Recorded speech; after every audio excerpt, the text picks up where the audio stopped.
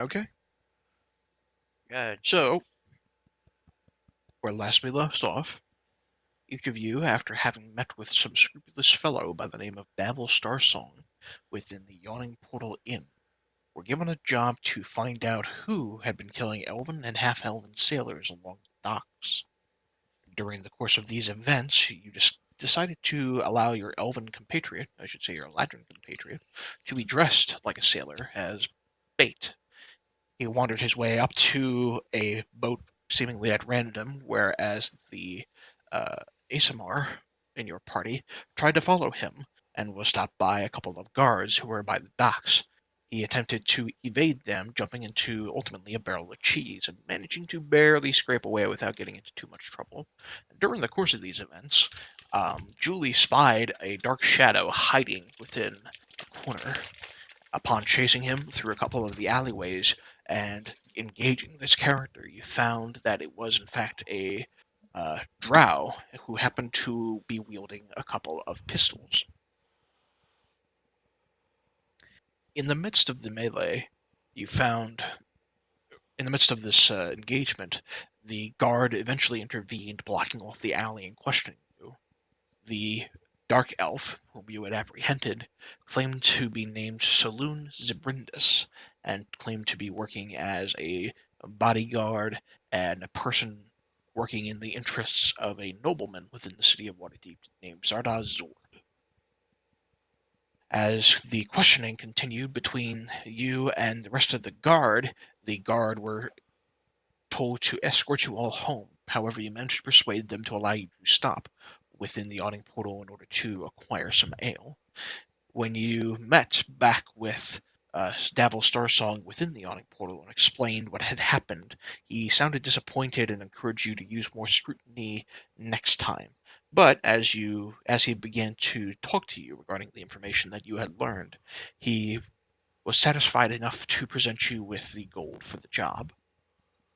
In the midst of this discussion, a portly man who introduced himself as Mert offered to get rid of the guard and if you would accept the job of his, as well as offering a gold reward. He told you of a place within the city called Blue Alley, which was apparently created a number of years ago by a crazy mage and meant as a place within the city that contained all sorts of traps and tricks.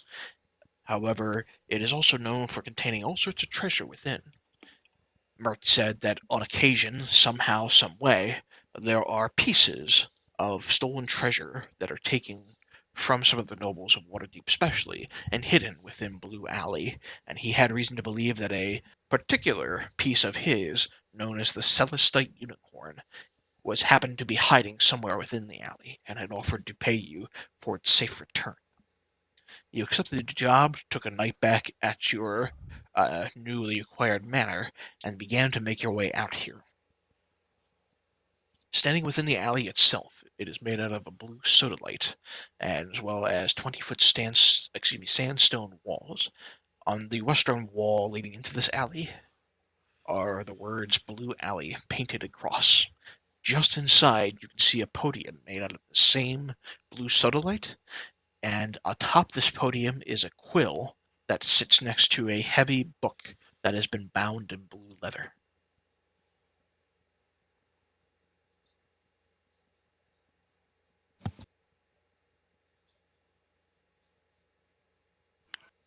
So, Kelly, just for reference, where we're at now, we're still outside.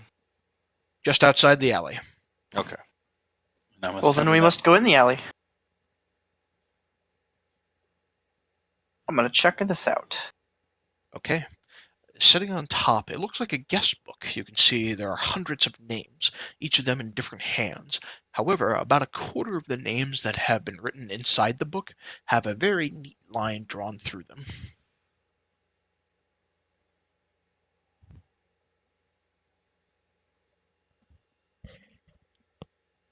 Uh, I'm looking at the book and the names. Are there any names we recognize in the book? No names that you recognize, however, a couple of examples of names that have had a strike drawn through them include Anders Stormwind, Karamarsk, Shivara Fezim, and Tordek Frostbeard. Should Is there those a- names mean anything to us? Probably not. Is there a pen laying next to this ledger? There's a quill that seems to be full of ink. I write my name in the book. You write your name in the book.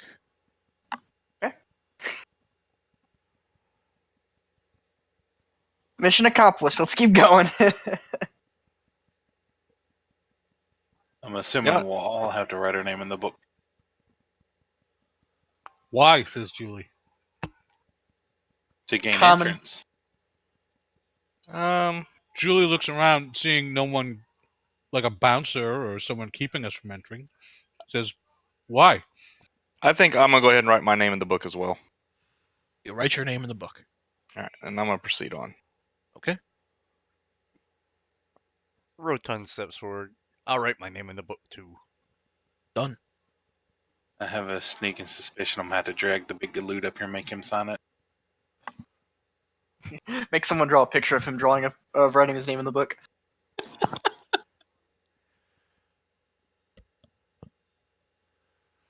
I'm all out of comic paper today. No, I mean, if Julie sincerely doesn't understand why, what's the purpose? He's asking, what's the purpose? To make magical entrance? I will look at Julie and say, as a sign of respect for those that came before us. Draylo's gonna sign his name in the book. Okay, you four sign your name in the book. Julie is the only one who has not signed the book as of yet. Julie just kind of shrugs. He makes his mark, which I just posted in the chat. I see. All right, so you sign the book as well? Yeah, I make my mark. I mean, Julie, that's his signature. Gotcha. All right. Julie, would you I'll like sign to the lead the book. way? Okay.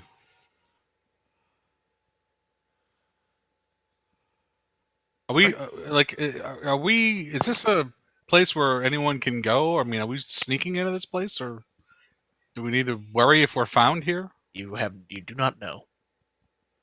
All right, so Julie just kind of strolls into the Sure. foyer area here, looks around. So, directly in front of you, you can see there's actually a mural, a very brightly colorful mural that is painted on the northern wall. The mural depicts all sorts of adventurers that are falling victim to every conceivable form of trap, including scything blades, spiked pits, collapsing roofs, jets of fire, poison gas, etc., etc., etc.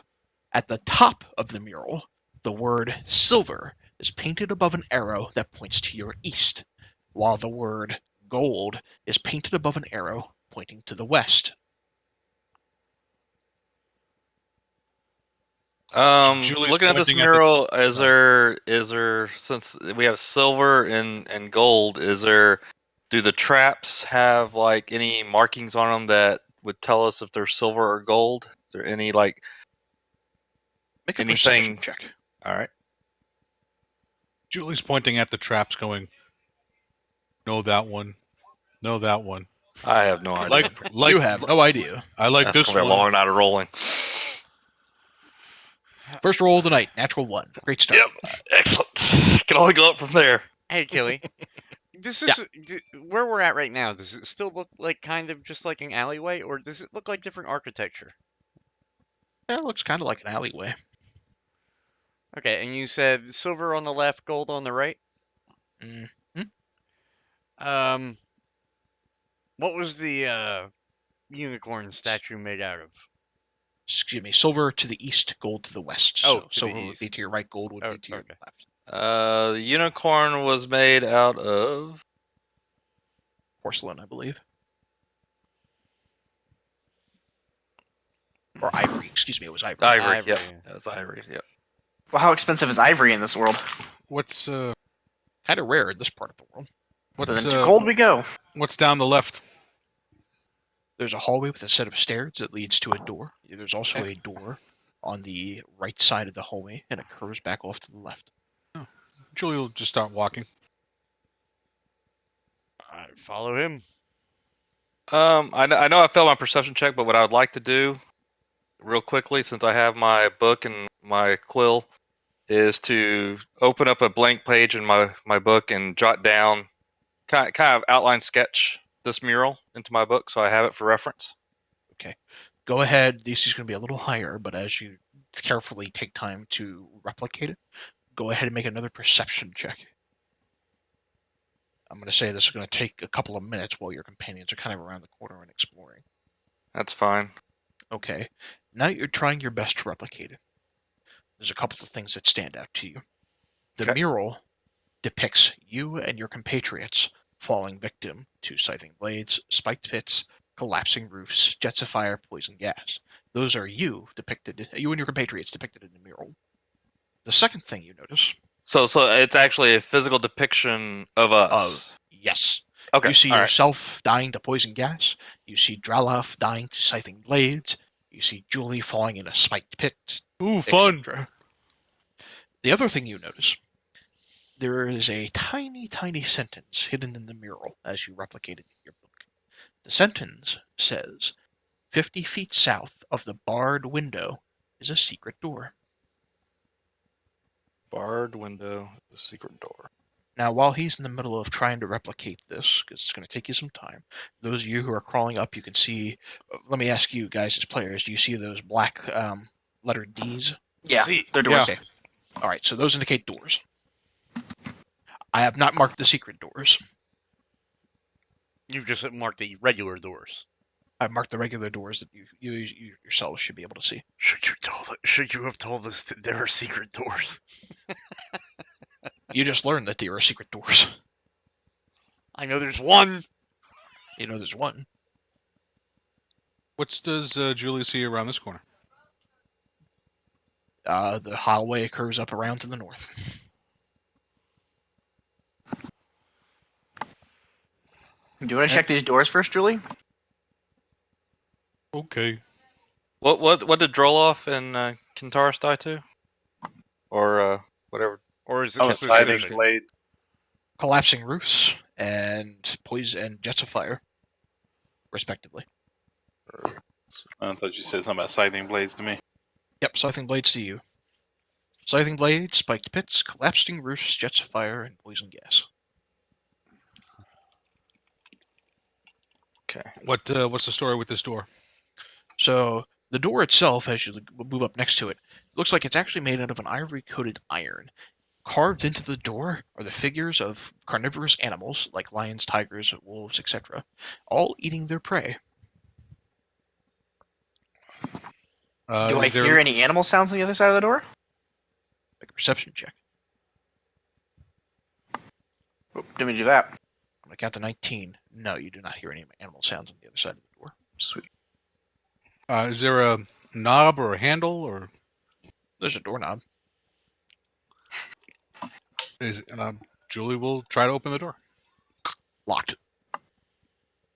Julie will try to. Well, no, he won't force open the door. Something about that mural makes him uneasy. Just try the door at the top of the stairs then? Yeah, we'll check that out, I guess. The door at the top of the stairs seems comparatively simple. There's no distinguishing features about it. I'm seeing through it, Killy. Are you? Yeah, Yeah. me too. I can see this. Okay. I'll just say if you want to open the door, we can open the door. Yeah, Guess we're opening it. open the door. All right. Sights beyond sight. How much more time needs to pass before I can join the group, Gilly? We good, or should I not- wait a not- little longer? A little longer yet. I'm as, hanging enough. back, by the way. as you open the door, you can see there are actually 3 chambers inside this area.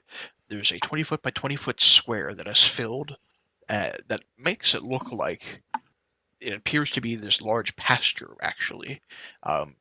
It is complete with lush grass. There's a water trough, which you can see off in the corner here, and a clear sky overhead. Next to this chamber, there are 2 silos that border the pasture. Inside each of them, on a small raised dais, is a single silver-plated ox skull with horns. I'm gonna before I walk in the room, I'm gonna feel the grass. Does it feel like grass, or is it like turf? It feels kind of like stone, and as you get a closer look at it, you realize this is really just an illusion. I will step in. As you get closer into the room, you notice, even from a distance, the horns of the statues of these ox skulls. There are runes covering them. I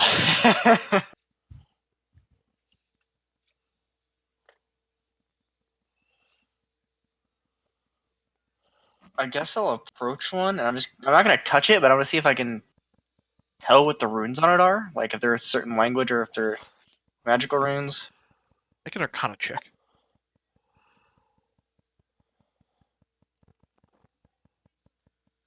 They are magical runes, and you identify them as being particularly attuned to conjuration magic. Furthermore, you notice that there's actually a crazy geometric pattern that surrounds the interior of the silo, and upon closer examination, it's just a pattern of a key repeated over and over and over and over again That's on the floor? on the interior of the walls. There's a Oh. pattern that covers the interior of the silo walls. Gotcha. It's just the same key over and over again. Treverin, I'll say at this point, you've done a very, very basic drawing. You could probably return to companions. All right. Julie says, "Let's go. No unicorn here." I agree. I'm going to ask, what did you find up there? An illusionary room that makes it look like outdoors, and 2 runed ox skulls.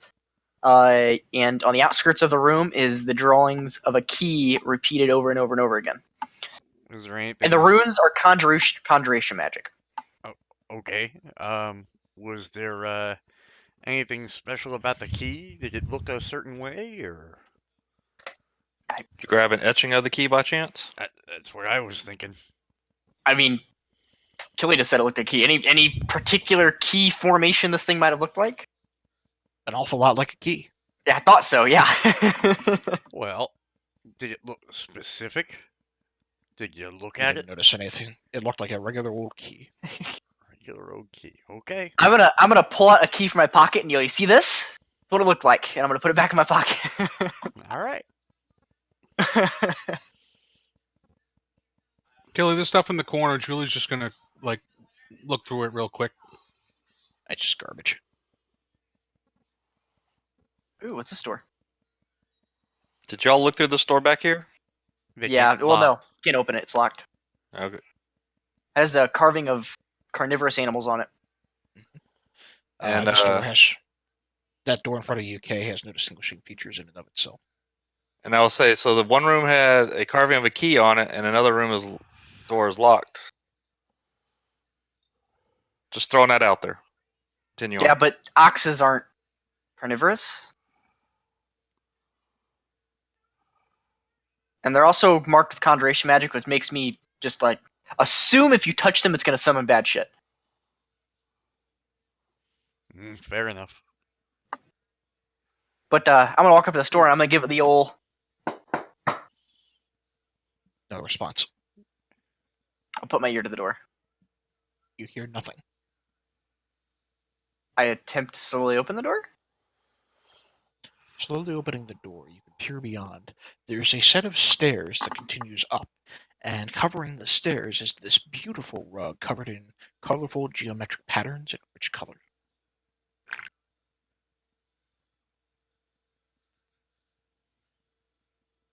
Nothing on that painting of yours told you about be scared of rugs, right? I have nothing on rugs. I have lots of traps, and rugs and covering traps would be something to be suspicious of. Who wants to go first? Well, laddie, you're the one that's not afraid of the traps. Go ahead and find out. I didn't say I wasn't afraid of the traps. I said, does anything in that painting of yours say anything about a red carpet? Julie just starts going. I go. Okay, He's going carefully, straying to the outside. all right. Julie, you get about halfway up the stairs, and all of a sudden, your left foot stops moving. Then you find you cannot move your right foot. And you look down and you realize it's like your feet are glued onto this carpet. and you realize you can't move. I And can't as you, move, or they're stuck to the carpet. it looks like you're stuck to the floor or something. And while you're in the midst of kind of looking at this, those of you, even from the bottom of the stairs, watch as at the very top of the stairs comes an almost cartoonish-like mouth. And as it just kind of forms in the middle at the top of the stairs, it goes, "Looks like you've been caught in a sticky situation, huh?" Well, I got a little favor to ask of you. I've been Julie feeling shoots quite it. a bit. Make an attack roll.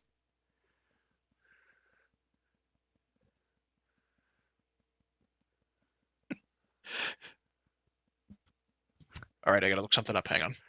He's like, that might have hit.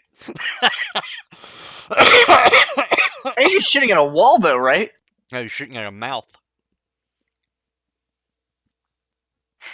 A mouth formed Okay. at the top of the stairs that does not have a token. You hit the arrow. The arrow from your longbow hits dead on, and it just goes right through it. And then you hear that laughing suddenly stopping. He goes, "Well, that wasn't very sporting, now was it?" Pun's bad. That's why you shot him. Everyone's a critic. Well, let's hear you say something funny, eh, man? Oh, Christ. Make me laugh. I say funny thing. Language of my people is blood, and I'm the alphabet.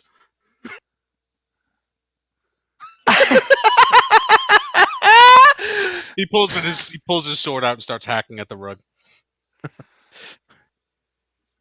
The mouth begins to kind of laugh at that pun because he's crazy and he thinks it's funny, and he says, "Oh, please don't mess up my rug. It takes forever to repair itself. I tell you what, said so." And after he says that word, suddenly, Julie, your feet are no longer stuck to the rug, and the mouth disappears. So, do we all hear the fact that he says it takes so long for it to repair itself? Yes. Well, I think he I roll up the rug. I want to take it with me. You realize we don't have a bag of holding. As you try to roll up the rug, you find it is stuck to the stairs. The bag is called Julie.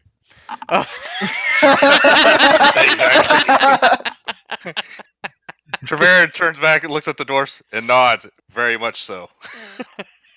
All right, let's do this. What else is up here? Oh, shit. Oh, there we go. There's another set of stone stairs that continues down. There is no rug on this one.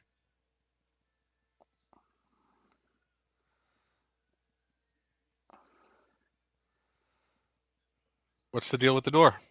Nothing discernible on this particular door. And does it open? Yes.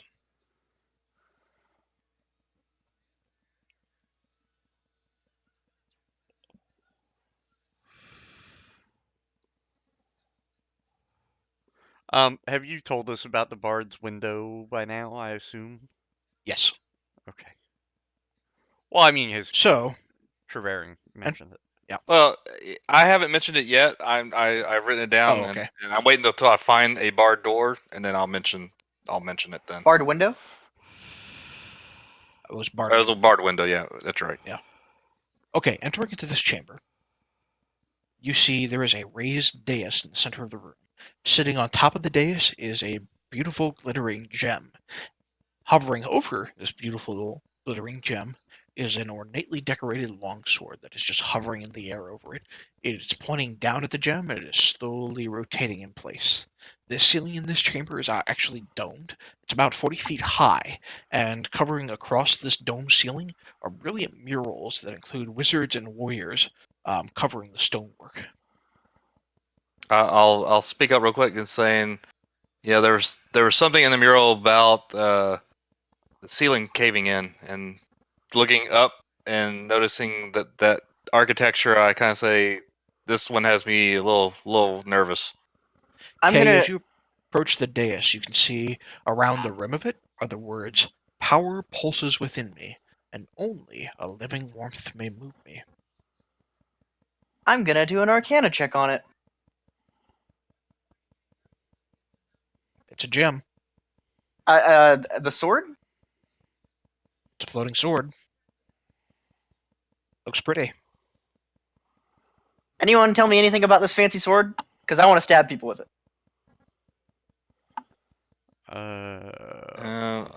I, as a dwarf, I'd like to take just a closer look at the gem. Is there anything I can discern about it? I mean, I am a dwarf.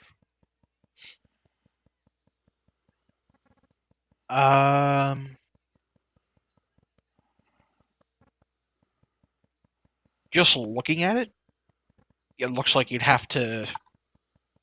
It looks to be a gem of some value, but you'd have to actually grab it and take a closer look at it in order to get a better understanding of what it is. You said there was a mural or something on the walls in here? There is a mural on the dome ceiling that depicts warriors and wizards. Does it depict them doing anything? Like casting, fighting, or just like a reverence picture mural? Mostly heroic poses. Okay. So like when you walk down Stormwind, and you see all. I'll Kinda turn to sorta. Julie and say, "Hey, Julie, see those pictures up on the ceiling? Can you emulate those poses?" Julie just kind of shrugs and moves over here. Whatever pose the warrior is in over there, he kind of takes his greatsword and tries to mimic it. Makes he makes he does it to the best of his ability. Like he's like growling and like, the whole bit. Then I'll turn to Kay and I said, "Now that I got Julie distracted, hurry up and figure out what we need to do with this." And Julie,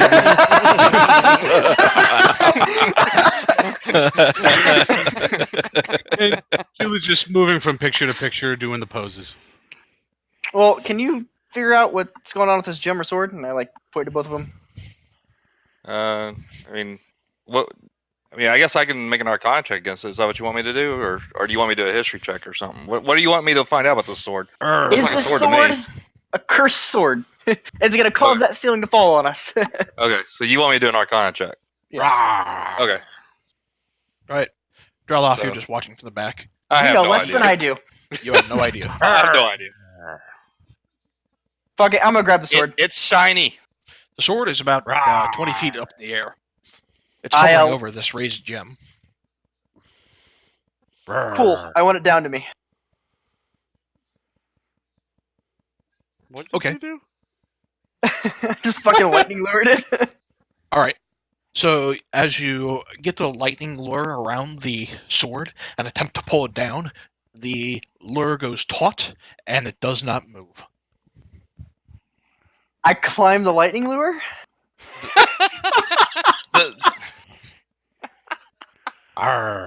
You take 6 points of lightning damage as you climb your own lure covered in lightning. Damn. Okay. Looking at the gem. Wait. Do you roll a save? Well, yeah, it's a strength save to be pulled, and if I'm within if you're within 5 feet of it, you take damage. He's but conjured doesn't up this rope of lightning. Yeah, but to be I don't fair, know.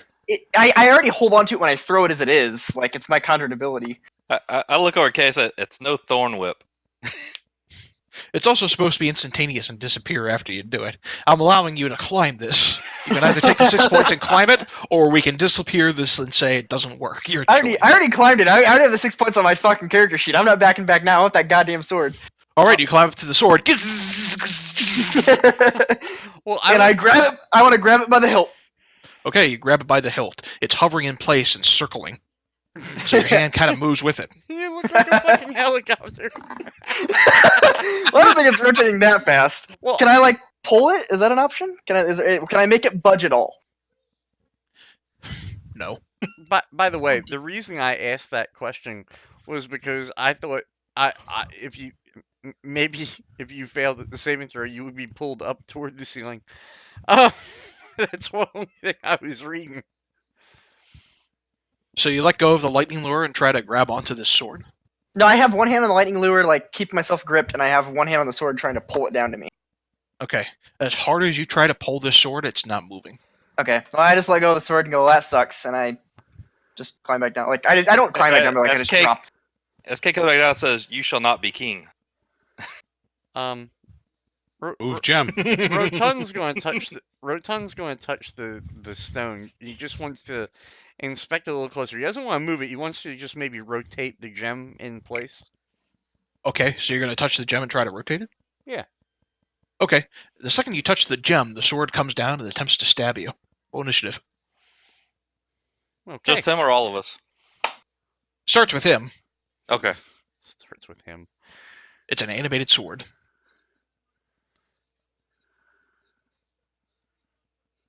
I mean, I guess you might as well roll. We probably have to fight this thing. Yeah, everybody can roll initiative.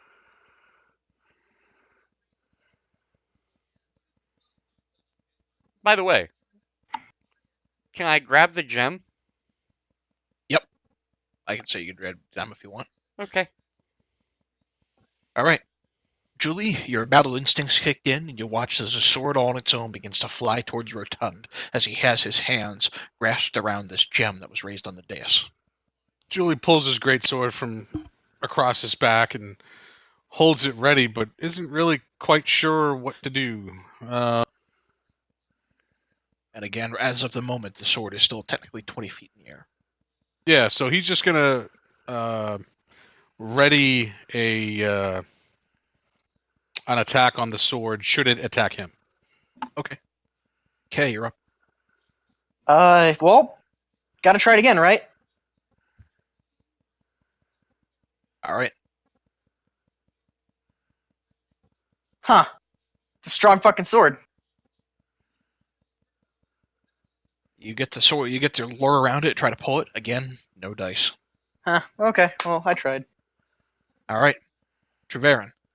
All right. It's 20 feet up, right? So I'm not technically engaged with it. So I'm going to move over here Mhm. to the corner. And looking at the sword, you know what? Let's. I don't want to destroy the sword, so let's just hit it with this. All right. 17 is just enough. Go ahead and roll damage. All right. Nice. The fire bolts across this sword, and it shimmers in place a little bit, but it stays steady. All right. The sword is going to fly straight down against Rotund.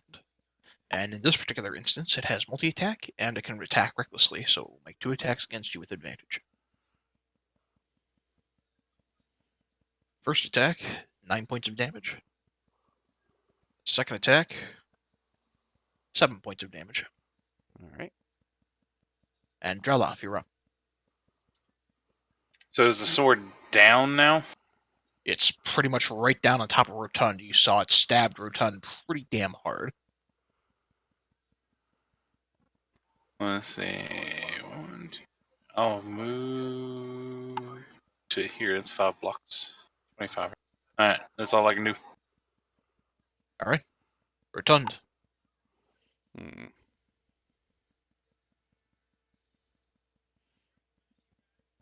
I'm going to disengage Okay.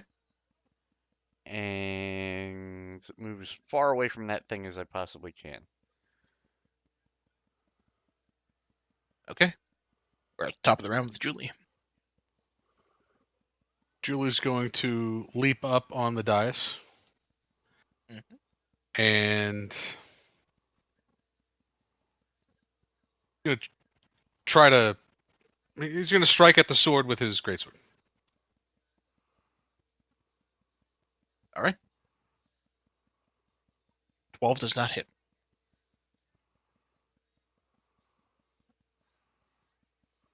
Oh, I will say, it recklessly attacks, so you actually have advantage, so go ahead and roll that greatsword one more time. All right, 22 hits. That's better. All right. So, jumping in with the sword, with your greatsword, you take it and you slice it hard down on top of what you believe to be the weak point of this sword, and you actually manage to not quite break it, but you manage to shatter whatever was causing it to animate, and it just ting ting ting ting, ting against the dais. You're out of combat. I pick it up. Okay, it's a beautifully crafted, ornate longsword. Does it look valuable? Yeah. If so you it sold it to would. the right person, yeah. Oh, awesome. All right. Julie, can I see that sword for a second? Yeah, I'll toss it to him. Oops, I made a roll with advantage. Yeah. 5 doesn't count. Or 5 counts, I mean. But doesn't do shit. Yeah, I don't know. Whatever it is you're trying to discern about it, you don't discern it. Okay, no, never mind. Toss back to Julie. Rotund, upon having closer inspection of the gem, two things are apparent. Uh-huh. First off, inside of the gem is a tiny set of iron gates. Secondly, it's actually a low-quality gem and doesn't have a whole lot of value to it. It has a little gates. Tiny set of iron gates inside. If I open them, what happens? They're actually inside the gem, so you can't make your way into the gem to open them. Does it It's look a like discerning. does it look like the gem can be broken? Make an Arcana check. Alright, and by the way, I cast Cure Wounds on myself. Okay, yeah, you can go ahead Yeah. and restore your hit points. You say Arcana? Mm-hmm. Oh, fuck. Why the fuck do I have advantage on? Alright. If I turn that onto your character sheets after a update on the system. Anyway, just looking at it, you can't discern any way of smashing it open. You don't know what those gates mean. I'll hold on to it. You said the walls are looks like mages and warriors. Is it a particular setting? Like, are they outdoors? Are they indoors? Are they just? Is it just them with no setting? Um,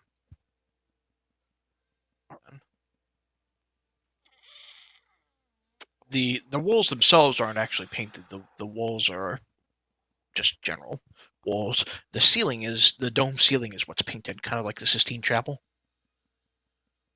I see. Kelly, just looking around, is there anything about the architecture or whatnot that I can, like, that I can discern that might be another way out of this room? Make a perception check. You look closely, and as closely as you can examine, nothing stands out to you. Alright.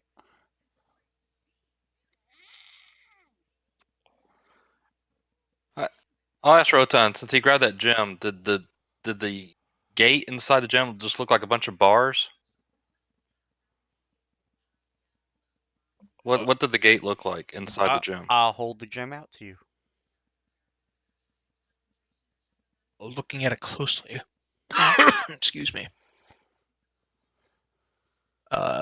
It just looks like a iron gate. But I mean, like No a bars or solid anything. gate? A solid No gate. bars. Okay. All right.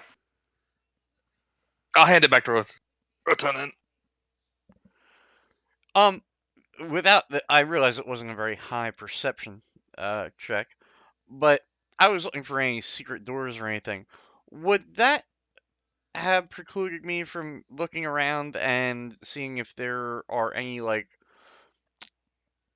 anything odd on the walls that would be like a socket or anything like that? Yes. Upon your close examination, nothing stands out to you as a socket or a secret door or nothing. Okay. And that gem was on top of a pedestal, right? Do we actually look at the pedestal for anything? It was on top of this raised pedestal, yes. I mean, The one thing that stood out is the phrase "power pulses within me, and only a living warmth may move me." That was circled around the rim of the pedestal where the gem was only a laying. living warmth would move me.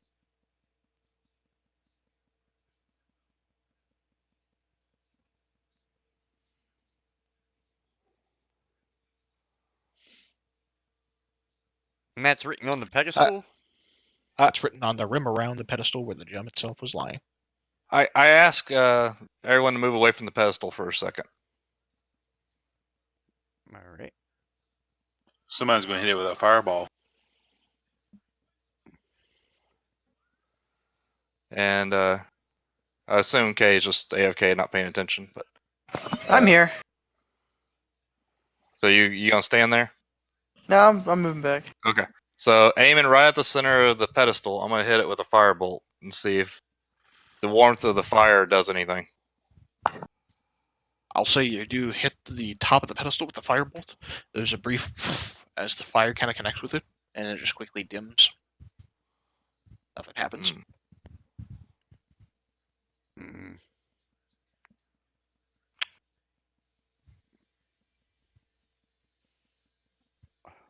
Anyone what- got what- like a conjure flame or what's your- anything what's that's your- a little bit more permanent? What's your idea, laddie? It just said talk about warmth. I thought maybe if we warmed up the pedestal, something would move them. Hold on. I'm No, trying to discern if the pedestal would actually move or if this thing was referring to the sword. Julie says, Julie says, no, warm hand touch gem. Make sword move. I'll pull out a candle, just for the hell of it, and grab my tinderbox and light a candle. And I will go over and place it on the dais. Okay. Lights a candle on the dais. Nothing happens. Nothing happens. All right. Okay. All right. I've run out of ideas here. So Tally ho, then. continue on.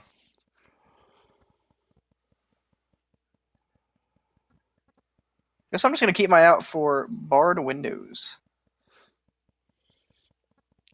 The funny thing is, I keep thinking of a fucking bard.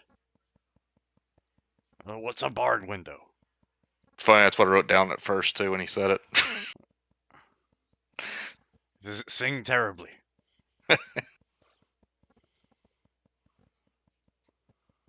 Alright, making our way. Downtown, walking fast. So y'all completely investigated north, correct? Yeah, I mean, the only two things in there are ruined ox skulls, so. Yeah, I mean, Julie's in no hurry. If you want to go and look, he'll go look with you. I mean, You know what? I am going to go up there and look. Okay, I'll join you.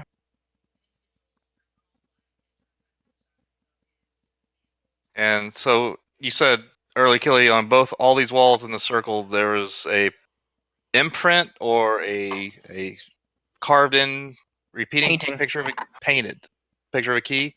And is the key the same color? It's the same geometric pattern and the same color repeated over and over again. By the way, Okay. there is a hallway that continues on. I don't know if it's because of dynamic lighting, because of how the other one overlaps, but there is another hallway that continues on over to the north. Oh, right here? Oh, yeah, I can only see up to here, and then it cuts off. Yeah, it's because of Yeah. the overhead that you just crossed. So, but it does go under and into a long hallway. Oh, okay. So for your future reference. So in both rooms, it's the same. What color is the paint? Black. I'll take a look at one of these ox skulls that said they had runes on it. Can I decipher anything on these runes? Based on what your companion presumably told you earlier, they are magical runes that are baked in conjuration magic.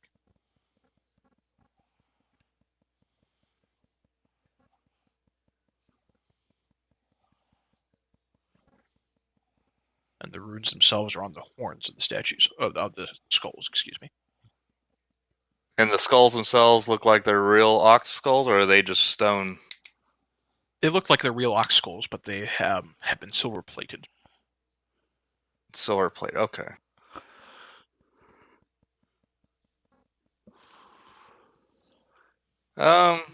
You know what? I'm daring tonight. I'm gonna touch the skull up here. Okay, just the skull. Yep. Okay, we touch the skull. Pick it up.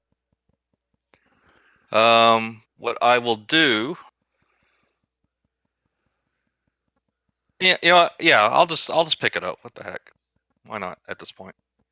Okay. Are you just picking it up by the skull, trying to carefully stay away from the horns, or? Yeah, basically, I'm in front of the skull. I'm picking up the snout of the skull, and the horns are pointed away from me. Okay. You pick up the skull.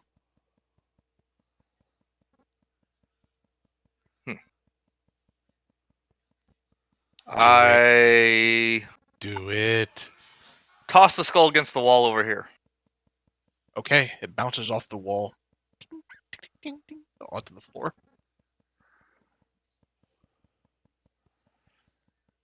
Well, that was very unimpressive turn of events. All right, so I walk back over to it, Mhm. and I just kind of look back at the party, saying, "You know what? I'm tired of this." So I grab the skull by the horn. Okay. Those of you who are in the room and within the silo itself can hear a distant.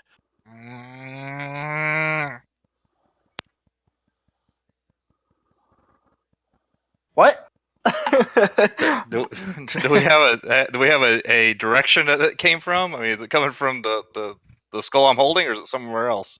Sounds like it came from all around you, Oh, especially those of you in the pasture. I'm going to take a step into this room. I'm glad I'm sure on the staircase. I'm stepping out of the room.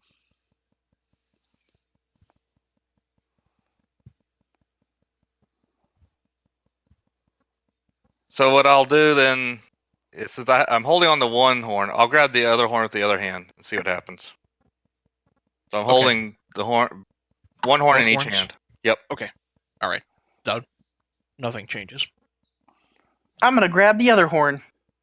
Okay. You grab the other skull's horns. All right. When you do that, Julie, within the pasture, the skies grow dark. And as the skies grow dark, and you're kind of viewing the scene around you, appearing in the middle of this pasture is what looks like a bald man.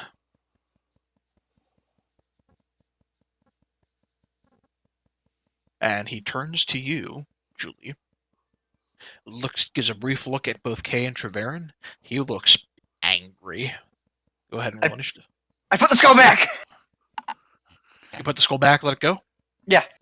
Okay, the second you do that, don't bother rolling initiative. The second you do that, the Minotaur disappears and the skies light up. Nope. By the way, Nope, Julie, nope. while you were looking at this Minotaur, around its neck happened to be what looked like an ivory key. Julie gets his sword out and faces where the Minotaur was and says, "Do again! Do again! Cowman have key!" I want to actually hit it though. I'm hiding as close to the wall as I possibly can. I'm at the bottom of the staircase. Julie's just fucking standing there, sword ready. Let's do No, this. no. Julie's actually not doing that. Julie's getting over here and hiding in the bush.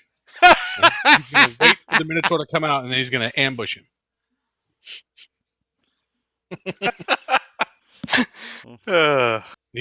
He whispers, like he stage whispers, "Do again, do again." Yeah, so he's hiding in the bush. I'm still holding on to mine. I give you the 3, 2, 1, and I grab both the horns. All right, the second both of you are grabbing onto the horns again, the skies darken. He comes back looking angry. Julie, make an attack roll. Do I get initiative? You will. Do I get advantage? I mean, No, for hiding? You don't get it. Yeah, I'll give you advantage. Sure, why not? All right. Yeah, 21 will hit. All right. As soon as he pops into the room, you charge forward, sword in hand, and slice deep into this creature's flesh. It turns and looks at you. Roll initiative. I'm gonna action surge and attack him again. Okay, go for it. All right, that hits. Another 12 points of damage. You hit hard into this creature. It is sturdy, but it is angry. But now, everybody can roll initiative. Okay.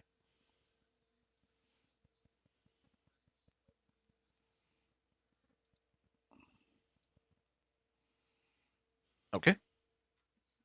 My question is, how are they Trever- going to fight when they have to hold on to the horns?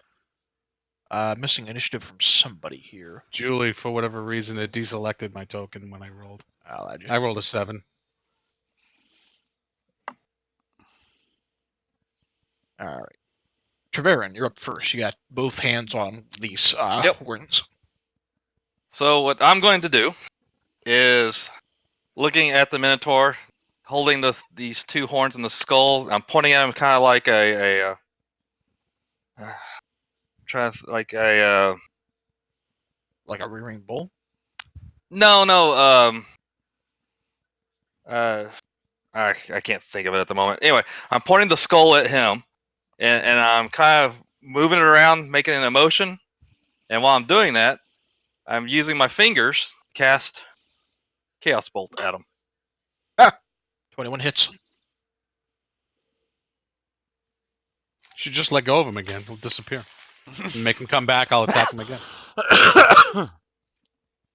All right. So it course, doesn't it's- double. Nope. All right. Straight 14 points. So whatever damage you want to pick, either way, it's going to hit him for full effect, I think. Yeah. I'm gonna stick with. I'm in winter. Let's make it frost damage. Okay. You pelt him with this bolt of energy, and you watch as it impacts against his shoulder, and a bit of ice begins to kind of form. He grunts in anger and kind of looks over. But having been brutally hurt by Julie, he's going to turn and look in your direction in particular, and he's going to rear up and attempt to gore you on his horns. You landlubbers are tougher than I thought. I'll have to improvise! Julie, get pierced for 13 points of damage, reduced by 3 because of, I think, your heavy armor master.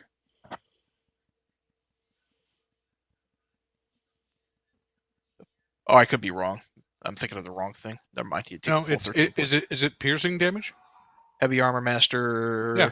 Piercing damage Having it Poison reduces piercing by 3. slashing 3. Okay, so you take 10 points of damage. 10 from piercing. points. Okay. It just misses your arteries, but you do feel the blood as it kind of impacts its horns deep into your plate armor or whatever chainmail. Rotund, you're up. It's looking intently at Julie, correct? Yes. And it really seems like it's going to do him a lot of harm, correct? It looks like he's pretty pissed and currently has his attention on Julie. He's just gored him with his horns. Okay. I'm going to try this and see if it works. I'm going to use thaumaturgy. And I'm going to cast thaumaturgy. Let me explain what I'm going to do. I'm going to make the sound of a very seductive female cow. Uh-huh. It's going to be like, moo. Jesus. If Please you tell ever me- was curious about what a seductive cow sounded like, this is the place to hear it, ladies and gentlemen. Please tell me we're recording this session. Moo-hoo! And I'm going to have it like a rat behind it. Like This is trying to do a fucking episode of Tom and Jerry. sort of like in I was thinking like Bugs Bunny, but yes. sort of like in Kay's direction, but Okay. behind it, and see if that distracts it at all. Okay, go ahead and make a deception check. Oh, damn it! That's priceless. That's fantastic. He's too pissed off at Julie, but good try. Wait, did I roll it? Oh, I did roll it. Yeah. Oh, Yeah, shit, 4 out sorry. of 5. He rolled a 22. He's too pissed off at Julie, Okay. which is a shame because it could have been real funny. I know it would have been hysterical. I am going to move up, and I am going to A thaumaturgy was an action, so yeah, but wasn't it a cantrip? yes, but it burned your action to do it. Oh, does it? Okay, my Yep. bad. All right, well then I'm gonna move up. Okay. Julie, you're up. Julie strikes back. All right. Ugh. No, you don't. It raises its great axe and parries your blow. Drelov. I'm gonna move up. And Well, hold on. I'm going to second wind as a bonus action. Okay, yeah, that's fine. You can go ahead and roll that and heal yourself up. All right, Drelloff, what you doing? Okay. I'm gonna smack one of my. Hopefully, does that hit? Not quite. Okay. You try to get it into his leg, and as you get it swung in, you realize the great axe's hilt is just in the way, and it manages to kind of chip against it. The Minotaur gives a brief angry look over in your direction. Kay, you're up. You're still holding onto the horns of the other thing. So, I'm going to, still holding onto the horns, point the horns towards the Minotaur, and charge at his leg. Okay, this is an improvised attack. Go ahead and make roll d20 and add your strength modifier. Oops. Or subtract it.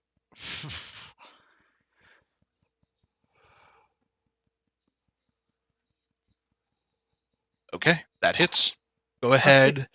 Go ahead and roll 2d4 plus, I guess 2d4 minus 1. Okay. As the skull kind of pierces into its legs, you hear, and it kind of glares down at you. The horns, silver-plated and hardy, manage to pierce into it. I laugh at him. Treverin.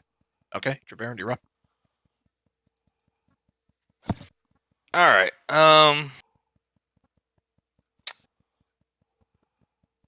So the horns of the other skull are sticking into him now, correct?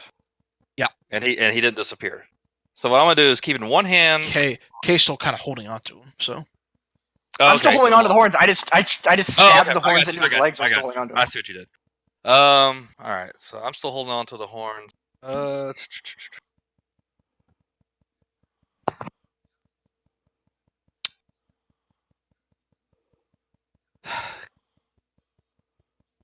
Well, kind of what. All right.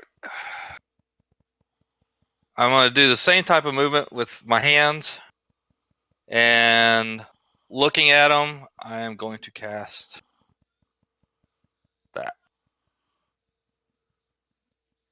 and send a Okay. whole bunch of mites and to go up there and start biting on them. Just beats the DC. All right. That's it for my turn.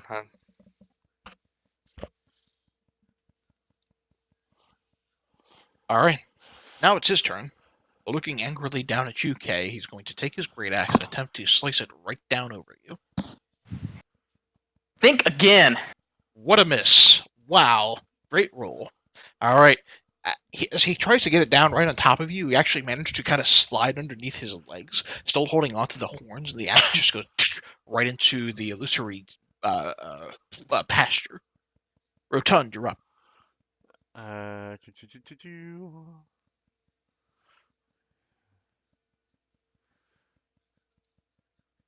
Oh, what? There. Sorry. We'll be using that. Okay. And we will be attacking. Now that was your action to do that. Oh, all right. I thought that was just a, what do you call it? My bad. Yeah, you do affect it so that it takes double damage from the next hit it takes, but that is your action to do. Okay, I didn't know that was. I did not know that counted as an action. That's why. Okay. If you want to take that back, I'll allow it. No. Leave it on. Anything else you're doing for your turn? Nope. Okay. Julie, you're up. There's this darkened energy that shoots out from Rotund as it begins to kind of swarm around this creature. He's looking down at Kay, and while he's distracted, your sword does get in pretty hard. Go ahead and roll your damage. All right, he takes 24 points of damage thanks to the curse. He is still standing, however. He looks very badly injured, and your sword cuts deep. There are spurts of blood that begin to emanate from the deep cut close to his neck. You've hit an artery. Drelloff, you're next. Yeah. Let's see if I can hit him this time. What type of damage was that? That would have been slashing. So. And unfortunately, Good. And unfortunately, 10 doesn't hit. No. But so basically, anytime he takes slashing damage, it doubles. If I'm reading that right. Until Anytime the he end takes, of the next turn. he has the next time you or an ally of yours hits the cursed creature with an attack, it has vulnerability to all that attack's damage. Doesn't have to, it can be slashing, piercing, Oh, fire, and then whatever. No. Okay, and then the curse ends. I get it. So Yeah. it's just one attack. So, just curiosity, that means that, let's say I had a flaming sword and I did both slashing and fire damage, it would have to hit vulnerability to both. Yes, because Yeah, it 'cause would all that's be the next contained under attack. one attack. Yep. Yeah, but it's only for that one hit. So, and then it's over. All right. 10 does not hit. Dreloff, are you doing anything else? Nope. Okay. Next up is Kay. I'm gonna try and pull the horns out and then jab it right back into him. All right.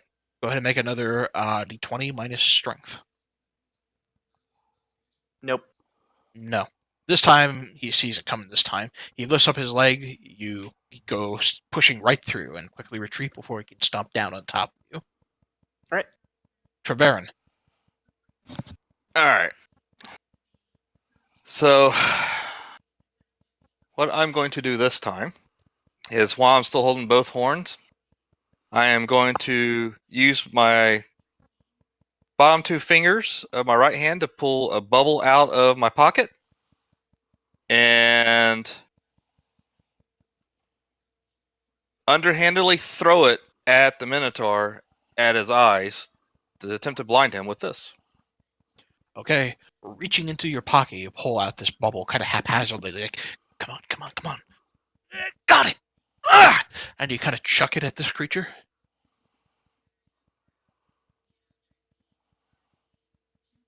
It's a cocked 4, but okay. And you watch as it lands real close to his eyes. You hear as it manages to splash right against the eyelid, and bits of it begin to burn away. With bloodshot eyes and a very deep cut, the Minotaur turns and looks angrily at you, Julie. And comes down with his great axe. Whoops, meant to do that once. We'll count the first roll. There we go, 18. You take 13 points of slashing damage as it cuts deep to your skin, reduced to 10 because of heavy armor master. Rotund, you're up next. Does Julie look like he's up still? He's, if you had to guess, you'd say he's at about 50% health. Oh, okay.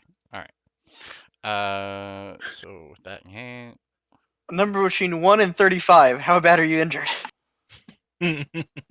okay. So I attempted to swing. I missed.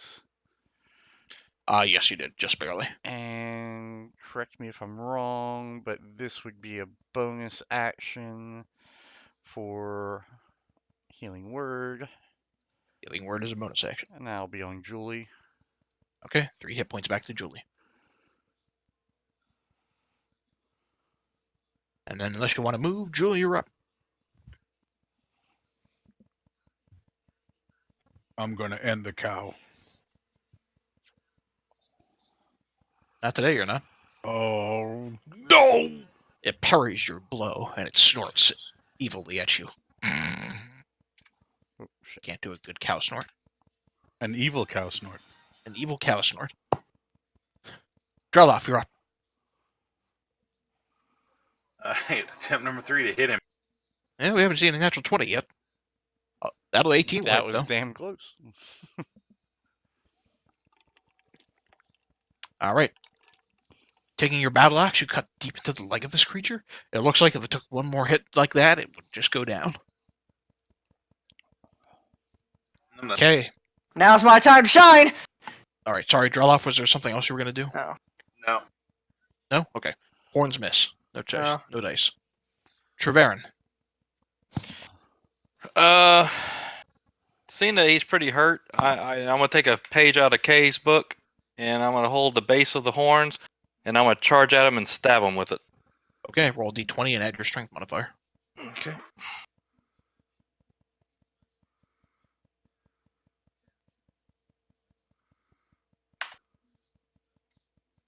All right, 16 hits. Roll 2d4 minus 1 because that's strength mod.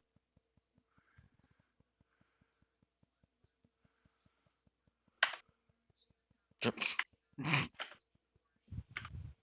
don't think that worked. Almost. It did not. Okay. So, it looking battered and injured, going towards Julie, you see Kay's been kind of going in with this creature. You decide, fuck it, let's see what happens.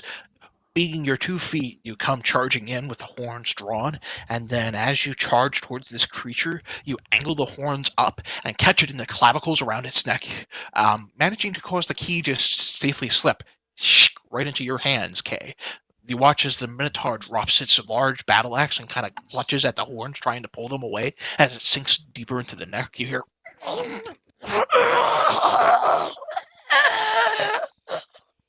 And it begins to kind of sink down in your direction. You quickly back away as it collapses onto the illusory pasture floor.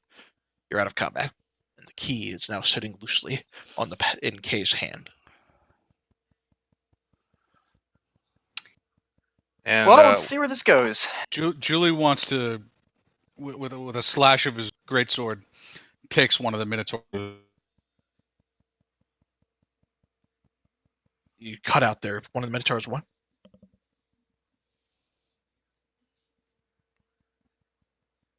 Mike may have died again. But while he's done that, the silver skull set of horns that I had, I'm gonna keep for myself, and I'm gonna stick it in my backpack.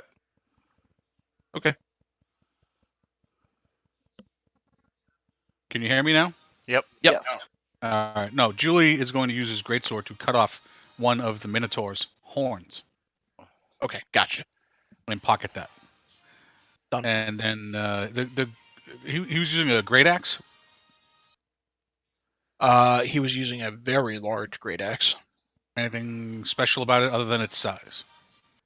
Nothing that stands out. It looks like a general sort of crude great axe that's far too big for any of you to wield. Well, out of curiosity, does this door have any keyholes? It does. Does my key fit? It looks like it might. All right, gang, gather around. It's But carnivore before- room time. Before we go in the other rooms, did anything in these other rooms change after the Minotaur died? Nothing in the rooms changed. I mean, the sky goes back to a normal clear. For what it's Right. worth, Kay, did you drag the silver-plated skull out with you? Yes. Okay. The second you leave the room, it crumbles to dust. Oh. Oh, Okay. that's Before we stink. leave the pasture, I guess mine will crumble to dust as well. So If you can try we carrying it out, yes. can we yeah, take it was in my backpack. Can we take a brief break? So Julie can like wrap a bandage around his wounds or whatever while we're in the pasture. I mean, anyone have an objection to a short rest? I don't have objection to it. When you say that it crumbled, did the silver that was on the skull stay, or did it crumble as well? The entire skull and anything on it crumbled. Oh, okay. Darn. I was looking for a trophy. I don't have a problem with that, Julie. I'll take a The short only one who's rest got with a you. trophy. The only one who's got a trophy so far is this Minotaur horn that Julie has. Do you want to rest back in the pasture? I want to take his big long schlong. Copycat. You You've have seen a it done before. Minotaur schlong, sure, why not? Throw it in my backpack. Someone's a fan of Danny McBride. I don't even remember the name of that movie, but I do remember it. Alright, so short rest. Hold on 1 second.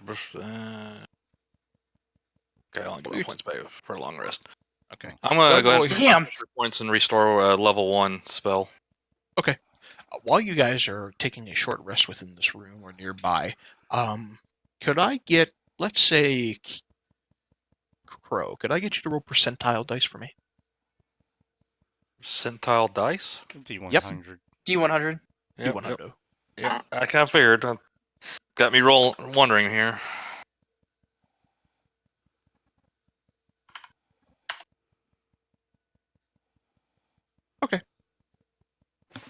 Your rest goes by uninhabited, I should say.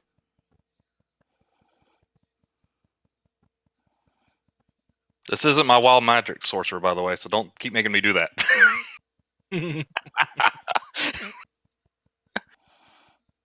All right.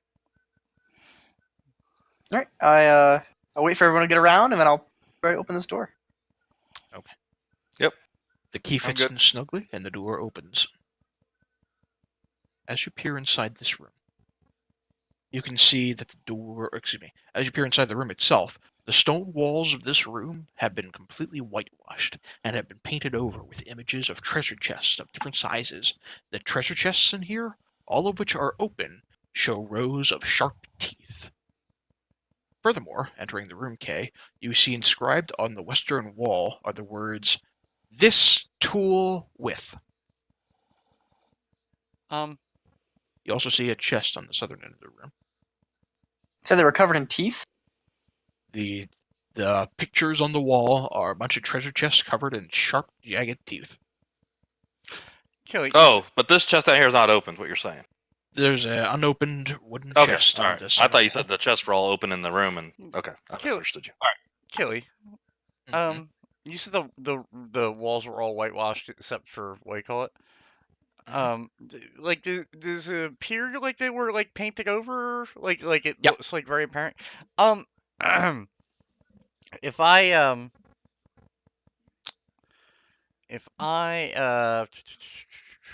hold on, let me see. If I just take a little bit of like water from my water skin and like like a little piece of fabric, can I kind of wipe at the walls?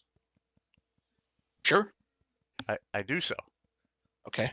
A little bit of the paint begins to fade. I'm gonna rub harder. Okay. The paint begins to fade a little bit more. Do I see anything Yeah. behind it? Make a perception check. Hold on. Perception. Hidden behind the paint, you see dried blood. The dried blood is drawn out to show an arrow pointing straight up to the ceiling. Boys, I'll be waiting for you outside. Well, what's going on? I'll like turn around and look at you. Look at what I uncovered. And I'm stepping outside. Yeah, fuck that. I look up at the ceiling. What do I see? You see just a wooden overhead ceiling. What are the 3 words again? This tool with.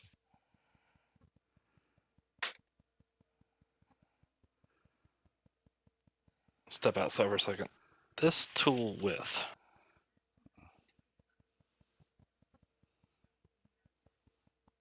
Feel like we're playing Jeopardy. I feel like it's an anagram for something, but I'm just trying to see what it could be. Can you wait? Is it like an unfinished sentence? Is there like white paint on the end of it? There's no other paint on the end of it that you were looking at to suggest that it was an unfinished sentence or that there'd be more of that sentence within the room. You just saw those 3 words. And we saw those 3 words on this wall? West wall. West wall. West wall, so over here. Okay. Yep. And the east wall is the one that has the Treasure chest with treasure jagged sharp chest, teeth. and then this one little thing where it has a blood arrow pointing up. Uh-huh. Okay.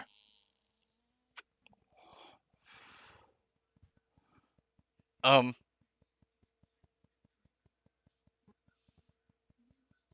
I was gonna say we probably Wait. should leave that room alone. Wait. Can anyone tie a lasso?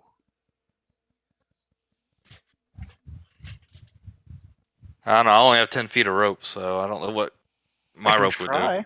You only have 10 feet of rope? That's what my inventory says.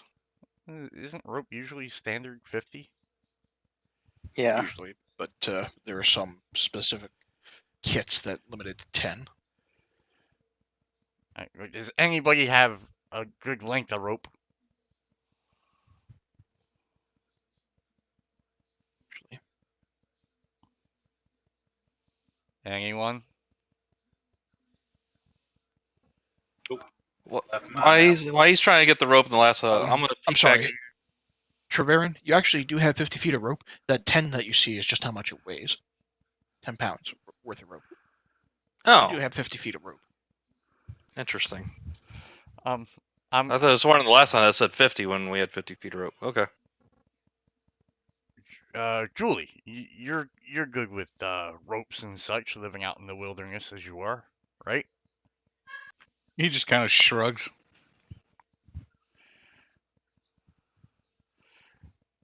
So basically, you just club thing overhead and walk away. No. So while they're out there talking about that, I'm looking at this tool width. Is it written in blood? Is it written in ink? Looks like paint. Is it the same paint that the treasure chests on the other side are painted with? Different paint. Different paint. Looks like it's maybe less recent. Okay. And there's open treasure chests in this room, and they all have teeth. no, There are there's paintings on the far wall that depict different chests of various sizes that have teeth. There is one unopened wooden chest in the south of this room. All right, I'm going to borrow Treverin's rope. I'm going to attempt to make a lasso, even though I'm not a fucking shipman or like a dockhand or a fucking cowboy, as it were. And I'm going to ask Julie to toss the rope in and see if he can toss it around the chest. before he actually does that, on this wall to the north, it was also whitewashed, right? Yep. What I am going to do is the same thing that we did on the east wall, but I'm gonna do it right here, and I'm gonna take a cloth with some water, my water skin, and try to clean it and see if there's anything that appears on this wall. Cleaning it as much as you can, taking a little bit of time. Mhm. A little bit of the paint scrubs off, but nothing stands out to you. Okay, so no additional words from our other No. thing. Okay, I'll step out and say, okay, y'all can proceed with whatever craziness you're doing with the rope. Are you gonna try and rope that chest out? Well, it appears this skinny, scary one can figure some shit out on his own. I will ask Julie to see if he can toss the rope in there around the chest.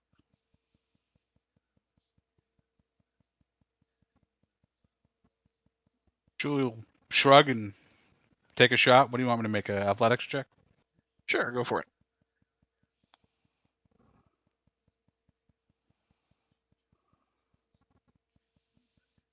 You get the rope around the chest and after doing like a lasso throw. As you try to pull it, it's not moving. I will help.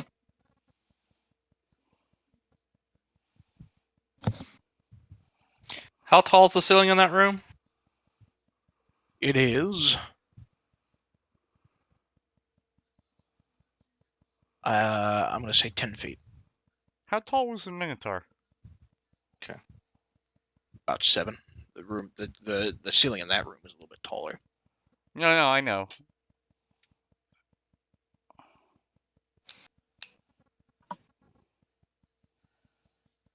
I was thinking about using him as a wedge. I'm totally down for helping you with this.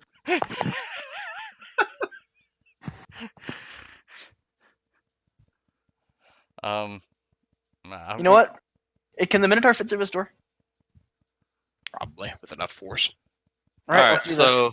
So while they're working on grabbing that Minotaur, my next question is: a bonus action is supposed to be instantaneous. How many seconds is instantaneous? Bonus action, probably Mhm. within the span of about 2 seconds. Okay. And wood following reaching terminal velocity takes how many seconds in this game? Reaching terminal velocity? Yeah, well, you said it's got to fall 10 feet, right? Well, that's how if the ceiling were to fall, it is 10 Right. feet above. So Yeah, like a piece of wood 10 feet above me. How far does it? How fast would that fall? It would depend on your initiative roll. and it would also depend on what's on top of the wood. Like, if there's Okay. nothing there, it would just be wood. If it's a steel fucking block, it could be a little heavier and a little quicker. Are I just wonder if spikes? I could face step faster than the wood would hit me. It would depend on your initiative roll. All right, let's grab this Minotaur. Yep. Go ahead. All right. What are you doing with the Minotaur? I'm dragging him out, and I want to prop him up against the corner wall in there. Like here? Yep. Yeah, like standing straight up, though. You know what I mean? Like, just wedge him in the corner. Okay. It takes a little bit of grunt work and a little bit of effort, but after a couple of minutes, you do manage to get him in there. All right. Now, who wants to open that chest?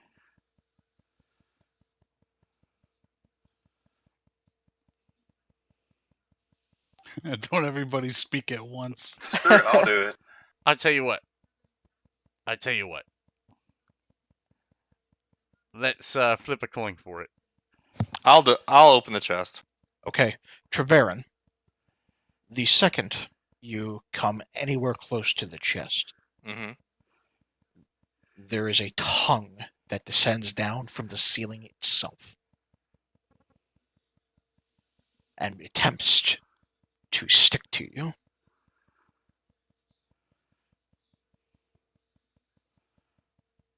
Okay. You take 4 points of bludgeoning damage, and you Alright. are stuck to the tongue. Okay. And you look up and you notice that the entire ceiling is made of jagged teeth and this large tongue that is trying to drag you towards it. Go ahead and roll initiative.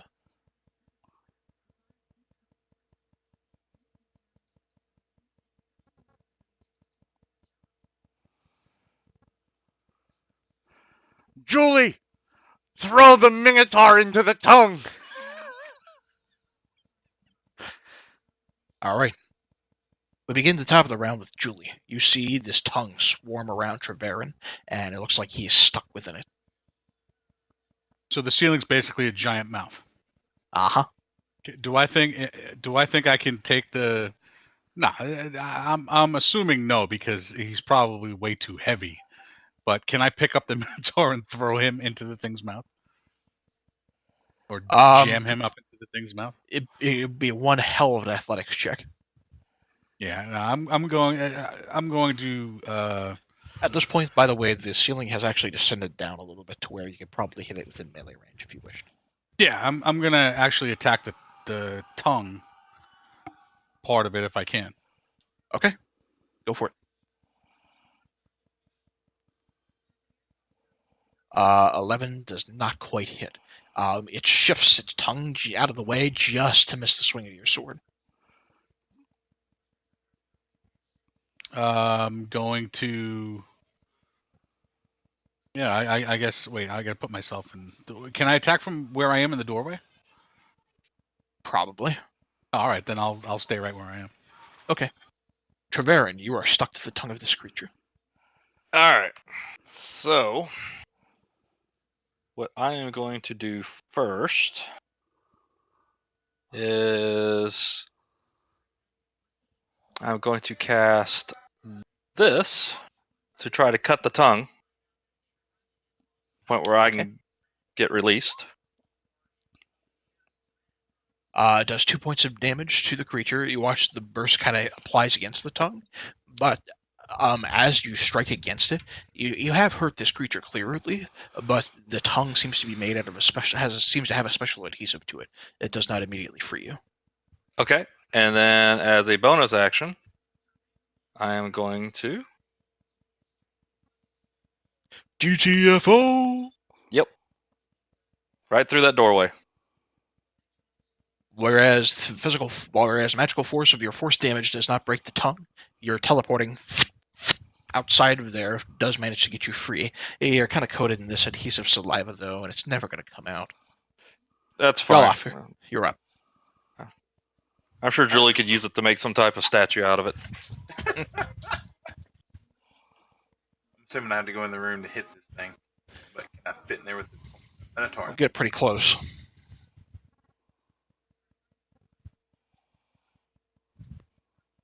Where would I have to be standing? You can move through your companions, and Yeah, you can move through you it. can't enter square on top of them. I'm just going to swing, then I'll move back. So if you want to get next to it and then try to pull back, you can, but it's going to get an attack of opportunity against you if you try. Alternatively, you can try to fire maybe a ranged weapon from a distance. I'll chunk a javelin at it from here. Okay. Make an attack roll.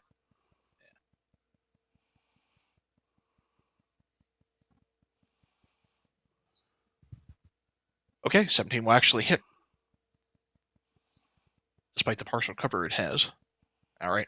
You hear a screeching sound as it gets kind of hit in the tongue. It kind of shakes it loose a little bit, trying to let that adhesive let it go, and then it begins to shift around a little bit more. You hear the chomping sound of its teeth as it grinds together. Rotund, you're up. Question. Mhm. Is its entirety the entire length of the ceiling? Yes. And you said it has started to come down, correct? Yes. Has it hit the Minotaur yet? It's got a bit of it in its mouth. Okay. But it's not, tongue's not on it. It's just the Minotaur is like there. Yeah. Okay.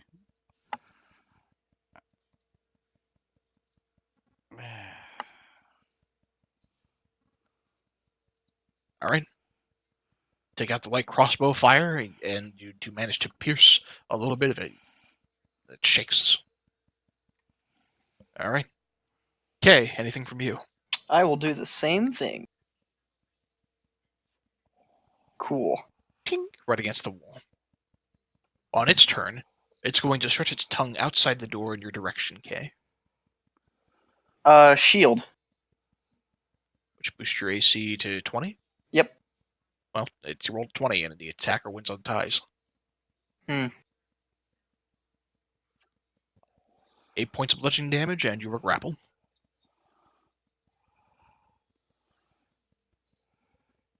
What's your natural AC? 15? Yeah. That's kind of high. Julie, you're up.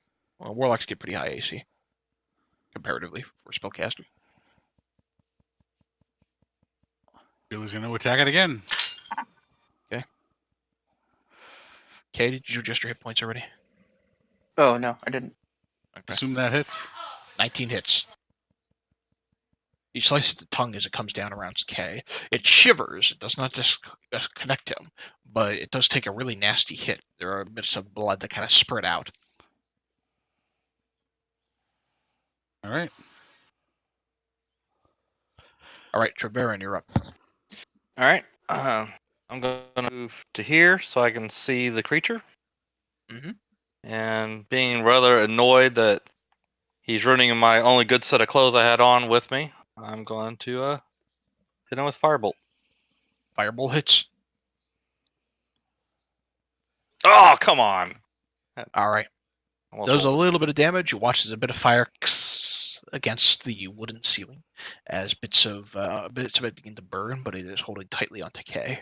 Okay, and then I'm going to complete my movement by giving everyone else a little bit more room since I know we're Alright. fighting from the doorway. All right, Drelloff, you're up. I'm gonna move here and chuck my javelin.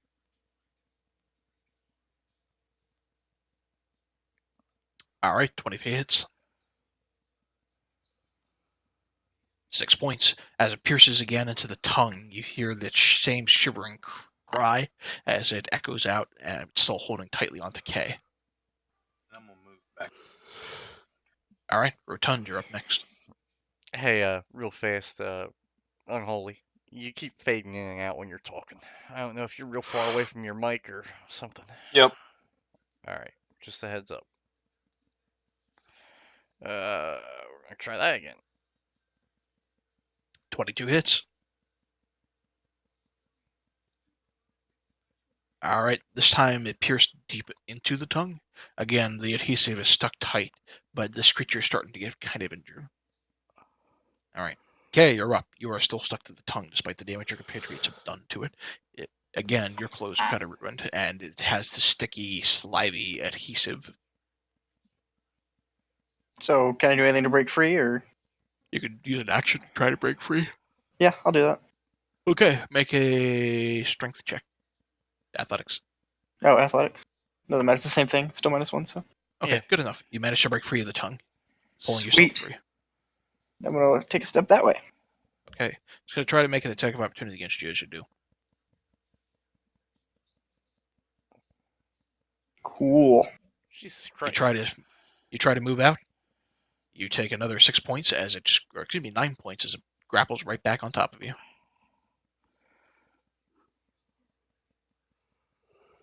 And then on its turn, it's going to kind of reel you in and just try to bite you.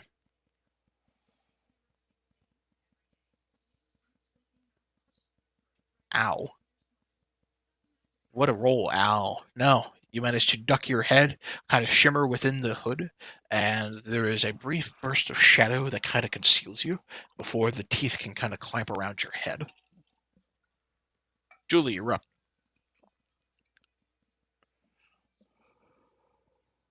All right.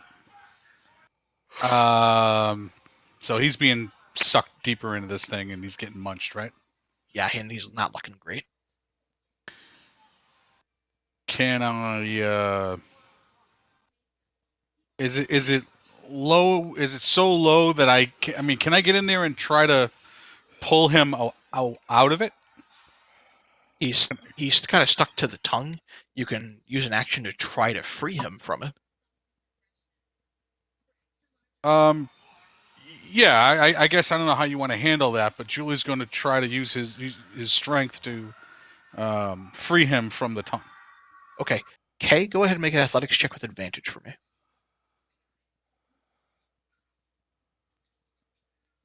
Okay. That, I'll say that's good enough. You can pull him free and get him away from the door if you want. Yeah, absolutely. All right, that's your action though. That's fine. Okay. Treverin, you're up next. All right, I'm going to slide over here so I can still see the creature and hit him with another firebolt. Okay. Natural and one. Miss miserably, and I'm just going to kind of move over this way. Okay, it's gonna. No, I already burned its attack of opportunity. Never mind. Yep. Okay. Draloff, you're up. I guess I'm gonna move here and try to hit with my great axe. Okay.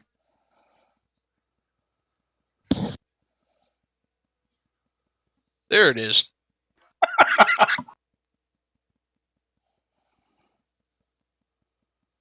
All right. Taking your axe, you do a wide upward arc and just cut deep into the wood. You hear the satisfying splinter as it begins to kind of chip off, and you hear this loud screech in defiance against this hit as you pierce into the hide of whatever the hell this thing is. All right. Anything else for your turn? Can I move back without a? Yeah, you said he already burned. Yeah, I already burned his attack of opportunity. All right. Rotund, you're up. So, Ding, ding, ding. didn't hit. No. Okay, you're up. Round 2, fight. Hey. Finish him.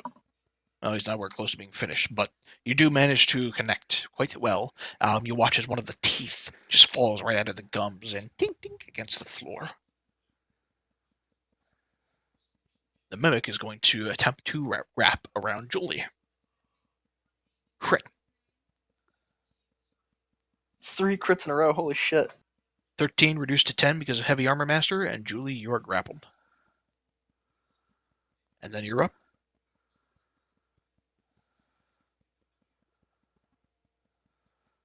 All right, I will try to break free. Okay. What do you need from me? First off, don't forget to adjust your hit points. I've been keeping my hands off of that this time around for you It's guys. okay. To, So I took 13 bludgeoning. 13 well, reduced to 10 because of right. heavy armor. And then if you want to try to free yourself, it's going to be an athletics check. Right. And it's going to burn your action for the turn. That's fine. Yeah, you break yourself free. Rah! Not so fast, stupid tongue. All right. Are you done? My daughter from the other room goes, "What the hell are you playing?" Gary, what does that mean? If the mimic is in object form, the target is subjected to its adhesive trait.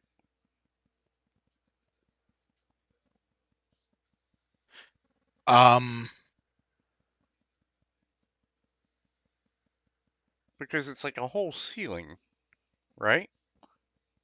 Yeah.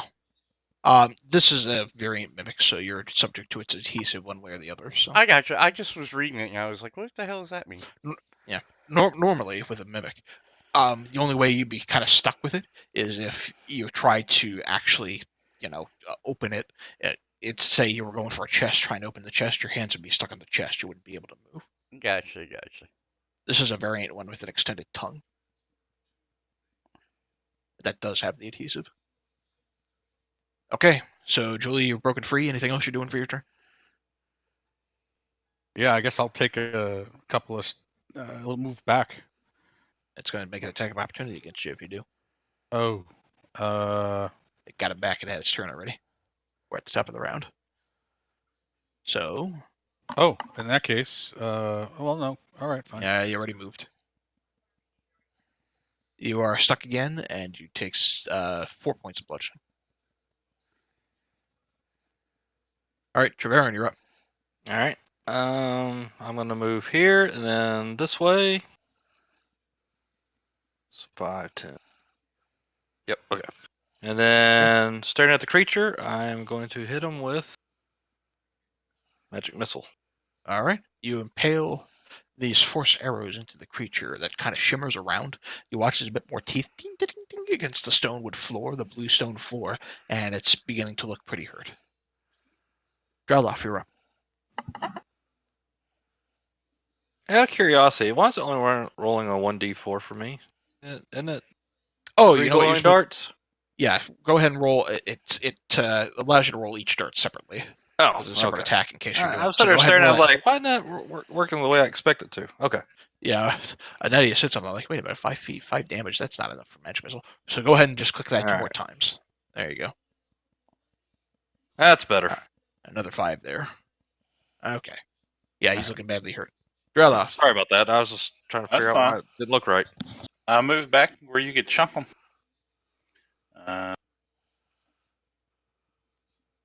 Take another wide swing of the battle axe. Dirty 20 hits. All right. You watch as a bit more splinters kind of fly off the top of this creature. It looks like its tongue is barely holding on to Julie, but still is. And has he used his opportunity thingy? Move. Yeah, He's going to hit me. No, he never used it on Julie. Zoink. Rotund, you're up. All right.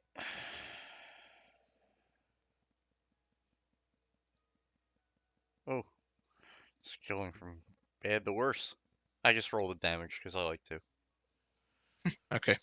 No hit. Okay, you're up. I'm gonna give it a thwack. You thwack that thing. Since its tongue's on Julie, I'm gonna put a booming blade. Okay. That hits against one creature within spell's range. That's yeah, okay. It's just a melee attack, is all it is. Okay. I couldn't remember if it was an AoE thing, so No. all right. As the force damage kind of impales into the tongue, you watch as the tongue just snaps. And as you watch as the remainder of the tongue just kind of hangs loosely as bits of dark blood, black blood begin to kind of flow out of it. It looks like this creature is gone. Hiding underneath the blood and the saliva is the wooden chest still wrapped around the rope. Or I guess, yeah, it's still wrapped around the rope. Try pulling the rope now.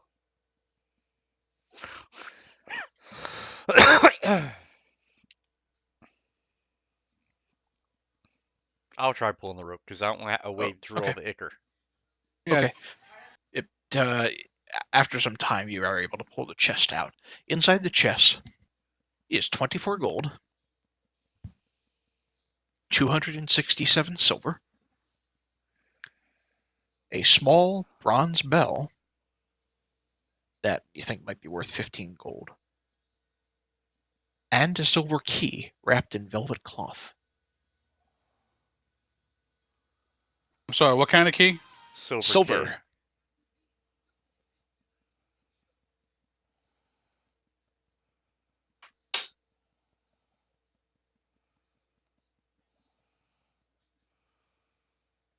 Well, I don't know about you guys, but I need to sit my ass back down.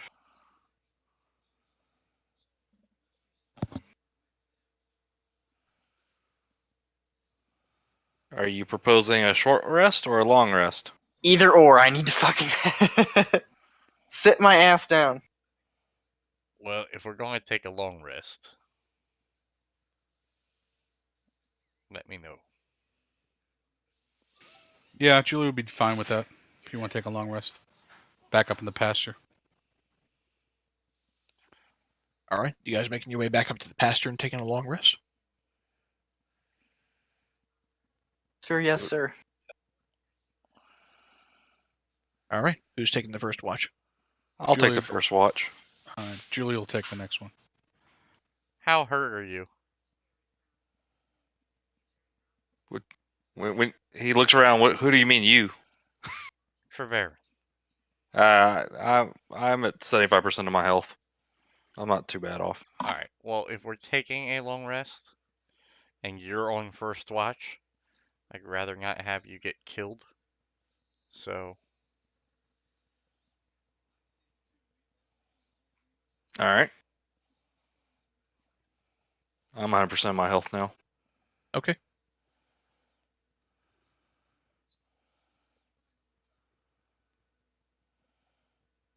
All right. While you're taking the first watch, I assume everybody else is going to bed.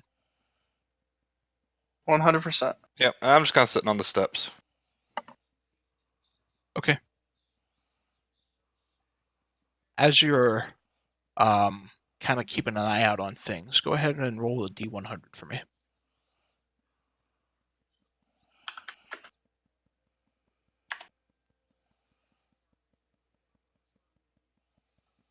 Okay.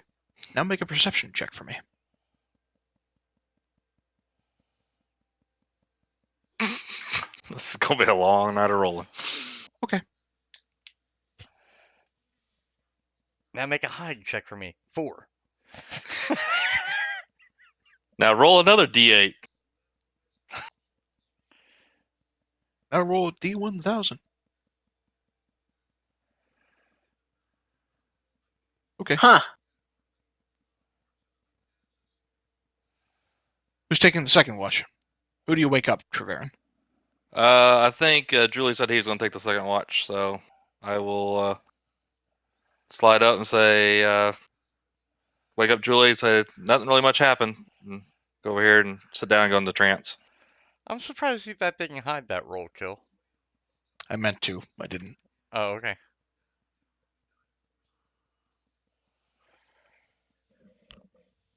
All right, Julie takes a spot on the steps, sharpens his sword with a stone. Okay. You go to find your sword, and it's gone. My greatsword? Uh-huh. From where I was sleeping. Uh-huh.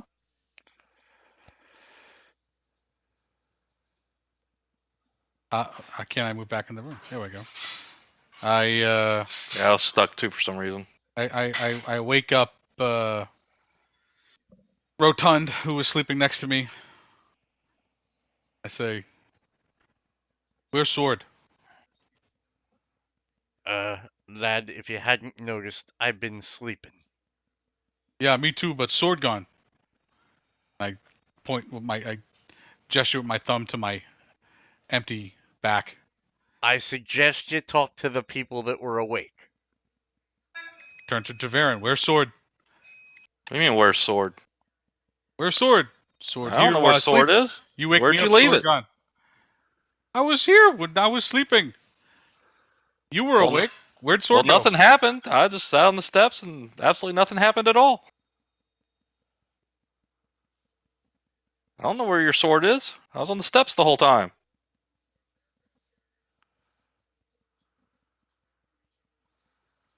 And I'll Okay. sit back down and go back into trance. Okay. Julie's gonna just keep looking around. Look out here. Okay. While you're looking around, go ahead and roll D100 for me.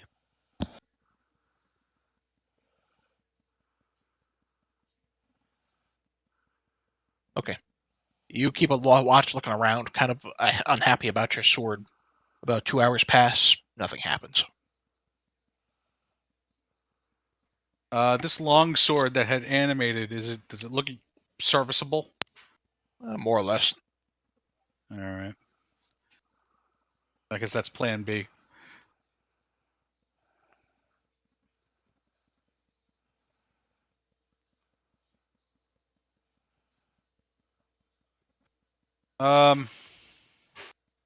Yeah, crazy riddle. Where's sword? He'll go down and check the mimic room. Maybe I left it there. Nothing. Not over here in the pile. Go ahead and make a perception check.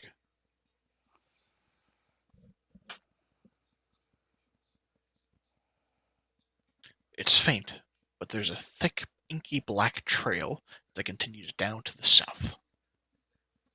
Down that way? Uh-huh.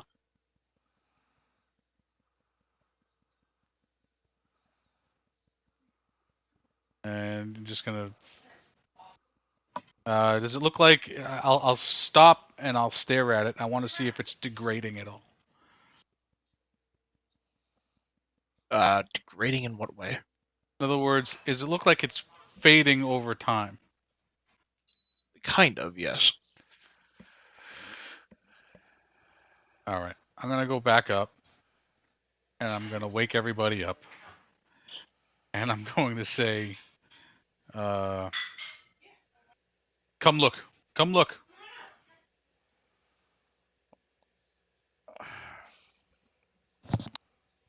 I'll stir from my trance and say, "What is it now?" Come look, come see.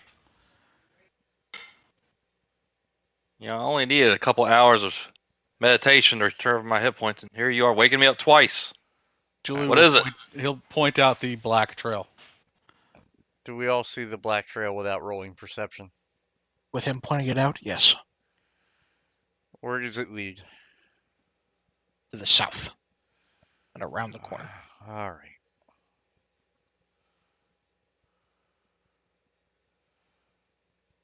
Still see it? Yep, it continues on around this side and back up to the north. Still see it? I'd let you guys sleep, but I'm in bad shape. Does it continue north? It continues north and then seems like it ends abruptly here. Did you ping? Ping, yeah, ping again one more time. Oops, we don't see it. Yeah, it's not coming through. We can only see to right here. Oh, Yep, okay. I'm pinging right there. That's where you're You know what, pinging? hold Oh. on. Yeah, it wasn't Here, It do wasn't this. showing up before. Oh, okay. There we go. All right. Does it look like it ends in a wall? Yeah. If I look real closely, now that I'm looking for like odd shit on the wall, do I see anything? Make a perception check with advantage.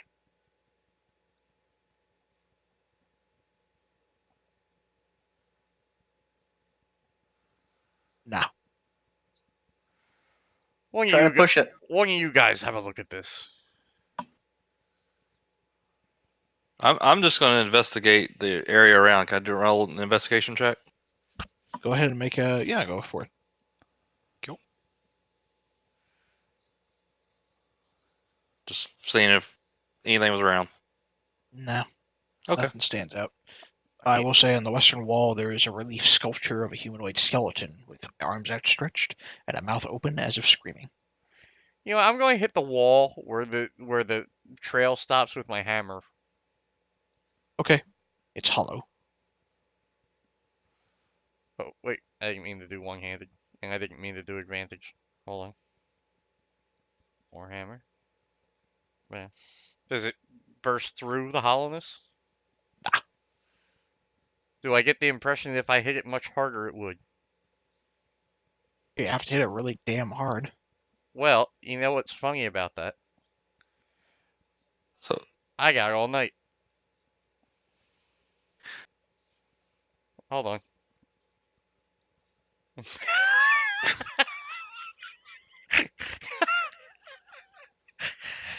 Unless you're going to get roll higher than a 28, you're not going to burst through. Okay. all right. So staring at the statue over here, what looks like he's screaming. Mhm. Is there anything else we can discern from it? Is there? You said Make the an hands are investigation reached check. out. Make an investigation check with advantage.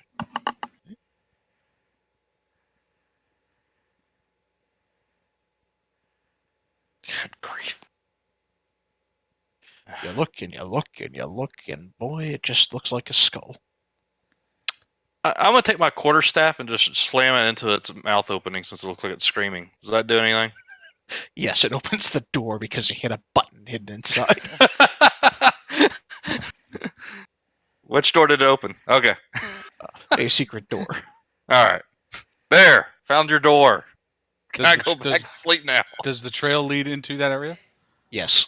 Follow it. Hey, Gleaming sword. I retrieve my quarterstaff. Does the door stay open? Yes. Okay. Does the trail lead up to this door? Yes. All right. Does this door open? Yes. Inside, you see. There we go. A what might have been at one point a beautiful, luxurious resting room, but has long since fallen into disrepair.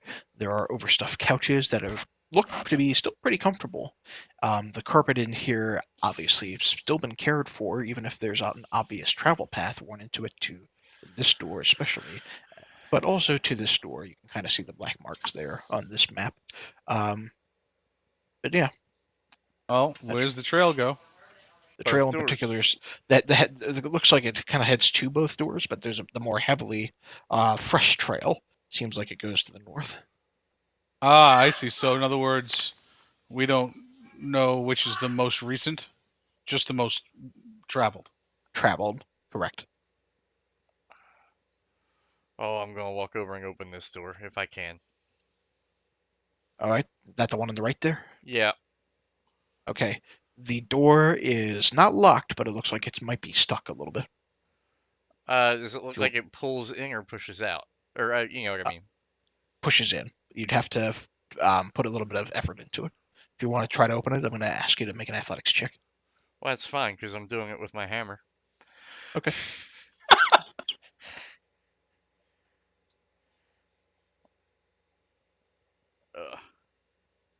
No go. Make it one more time since you're doing it with your hammer. You angry dwarf, you. Hey, he woke me the fuck up and then claimed I stole his fucking hammer. What do you want me to be happy about it? Whack! The door opens.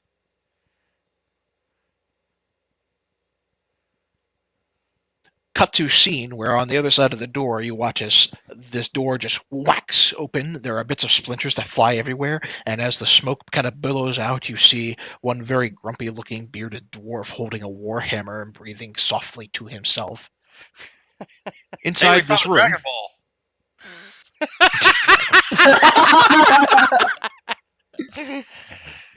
No, you did not find the Dragon Ball. However, inside there is a solid bronze statue of what appears to be a wizard. The title underneath the wizard on the podium says Helier. It is, as you open it, it looks like the eyes of the statue are looking right at you. Try the other door. On the wall next to it is a phrase scrawled in common: utter madness, pure rubbish.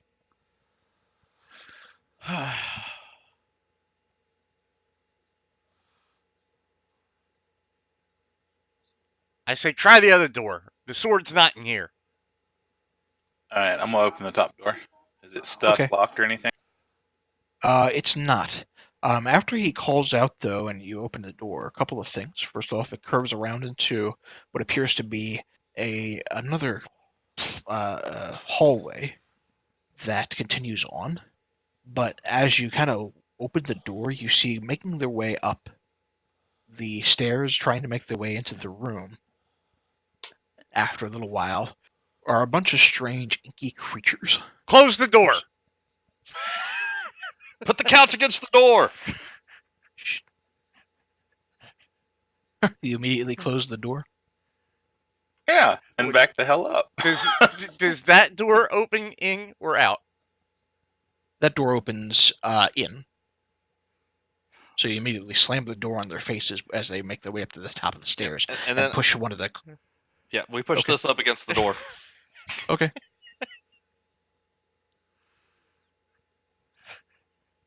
Julie's just looking around like, where'd my sword? I have a feeling you'll be seeing it real soon, lad.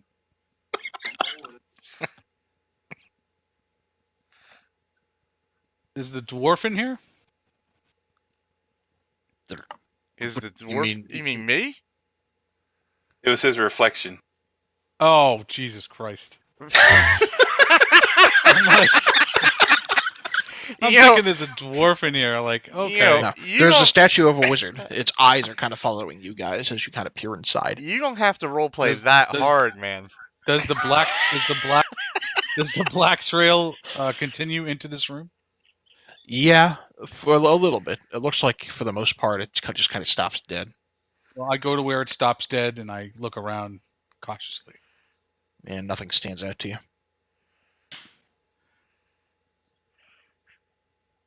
Where's my sword?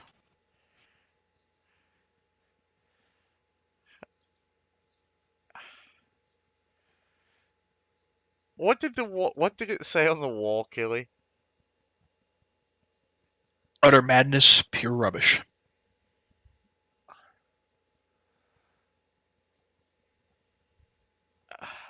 Okay. It looks like it's just been kind of scrawled onto the wall. It doesn't look like the painting on the words on the other room. Right. And the statue's just looking directly at the doorway, right? It's looking at you. Oh, it's looking at me. Hmm. So if I move, it's like one of those paintings that follows me. Uh-huh. From the north door you hear,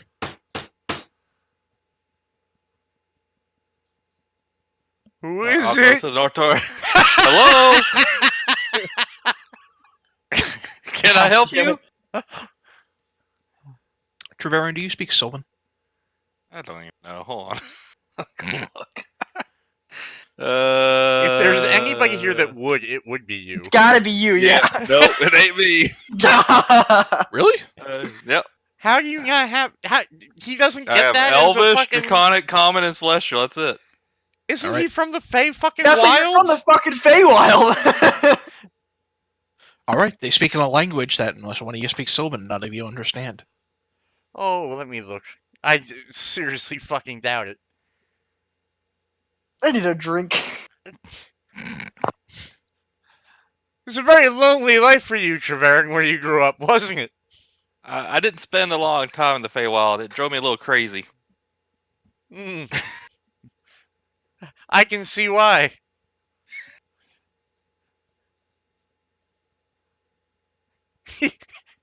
Rotundus going to turn around and look at Kay. He's going like, he was there, Helen Keller.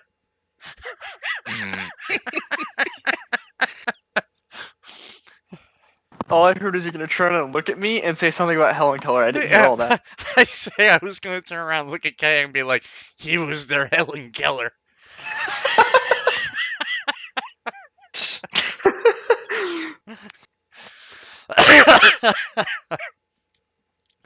Um,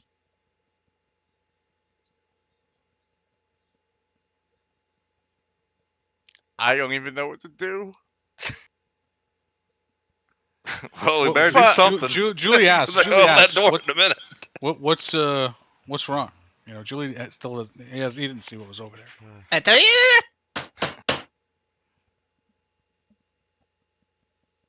Go away. Nah, come back down. You hear muffled voices in either end of the door. I'm gonna walk into the room. Cautiously.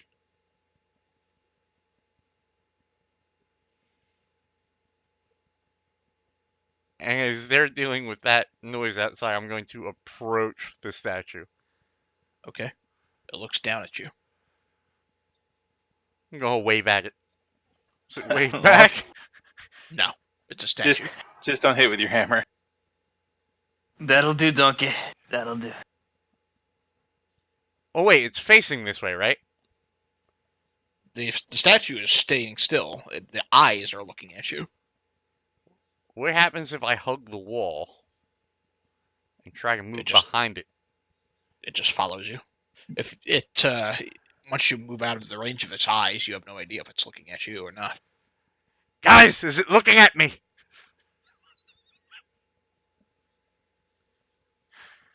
Those of you who appear inside the room notice the statue staring at you.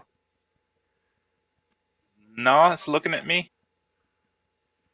Wait, does everyone think it's looking at them? Is that what's going on? Well, So now, far, now I'm really gonna fuck with it. I'm gonna stand up here and see if it looks both ways. it's super cross-eyed now. We need a third. I'll walk in the room. I'll walk as close to it as I can. The eyes are kind of darting around, looking at all of you. We do not need room service. Come back later. Killy, do I notice do I notice anything weird about the statue while this all the shit's going on outside? Aside from the eyes moving erratically, no. Anything odd about the room? If I'm looking around for anything. Aside from the writing on the wall, nothing else stands out. All right, fuck it. Hold on. Maybe someone is it? Aside from the writing on the wall and the name of that is on the podium that the statue is standing on, no. What was the name again? Helier. Helier? You like? Spelled like that. Oh, Kelier.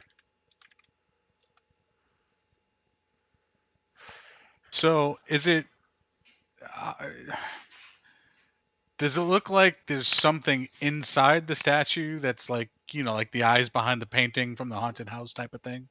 No, Or is it actually? it It looks like the statue actual actually eyes of the had statue are eyes? following you. Yep. That is just trippy. Okay. Well, Julie's gonna sit down on the couch. Wait. Knocking on the fucking door.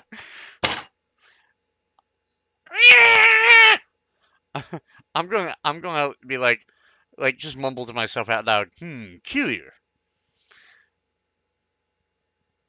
And is it a name I would recognize at all? Make a history check. Helier is the name of it is said to have been at one point or another an apprentice of Hallister Blackcloak, the Mad Mage of Undermountain.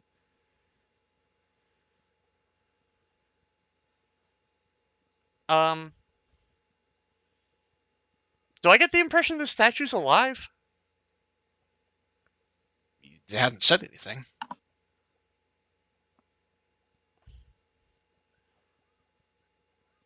They Or, go you behind know, the it's door. just a Why don't statue you with talk moving to eyes. it and then go back in here?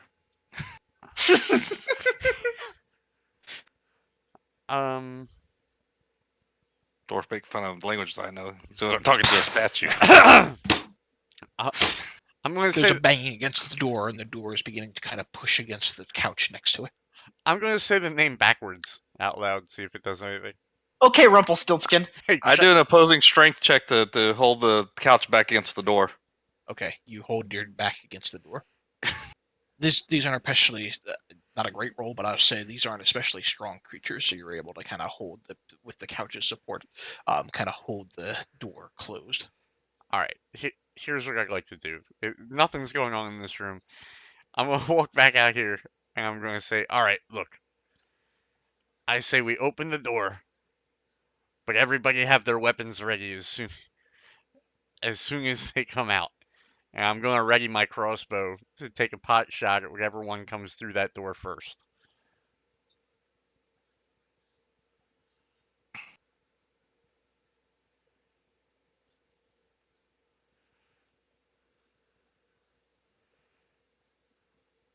You could talk. We don't mind. Sorry, you were talking while I was typing. Oh, well, I'm Open the sorry. door a little. I just throw my whole bag of ball bearings in there, and they fall down the stairs. So I pull the couch away 2 inches from the door, just so we can crack the door open. And I just waylay a bag of ball bearings in there and see if they fall. Okay.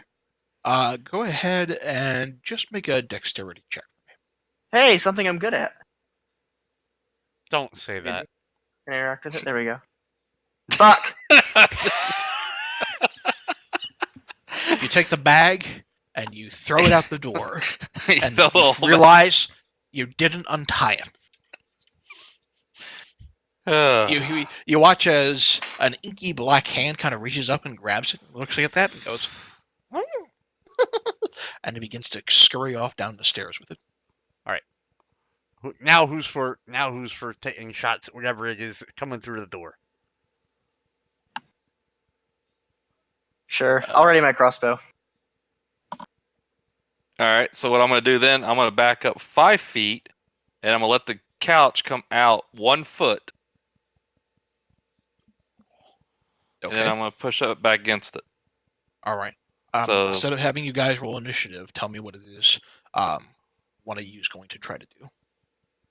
As soon as I So see should- one of those things come through the door, I'm going to shoot it. Same. Okay. Go ahead, both of you make attack rolls for me. I think they're trying to be friendly, so I'm not going to attack. All right. Yeah, why? Your why are crossbow we misses. attacking them? K, you hit. Huh. All right. You do hit one for 6 points of damage. It kind of grasps its nose. And as you hit one, the other ones get frightened and scramble. You see, that's one person too many. You see, those of you who are looking through the cracks, see them all scramble down the steps.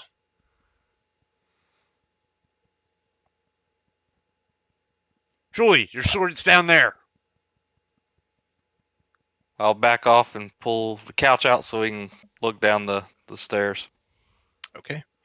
There is a thick black trail of goo that makes its way Actually, down the I stairs. tell people before they go down the stairs, I'm going to go right over here to the statue. I'm going to hit it with a fireball and see what happens. Is that instant Fireball? everything? Oh, bolt. Oh, Whatever I got at the moment. Okay. It bounces off the statue and makes its way directly back at you. Roll damage against yourself. Alright. It bounces off the statue right back in your face. You do 8 points of fire damage against yourself. Okay. You singed Alright. your nice golden locks. On the plus side, the adhesive is now Yeah, burned that's onto why your at the cloak. moment. Oh, I cleaned my cloak doing that? Oh, nice. No, you would burn the adhesive onto it. It's like hot Oh. glue. Oh, burned it onto it. Okay, I thought you said off it. All right. Yeah, it's like dumping hot glue all over silk. Yeah, I'll have to deal with that later.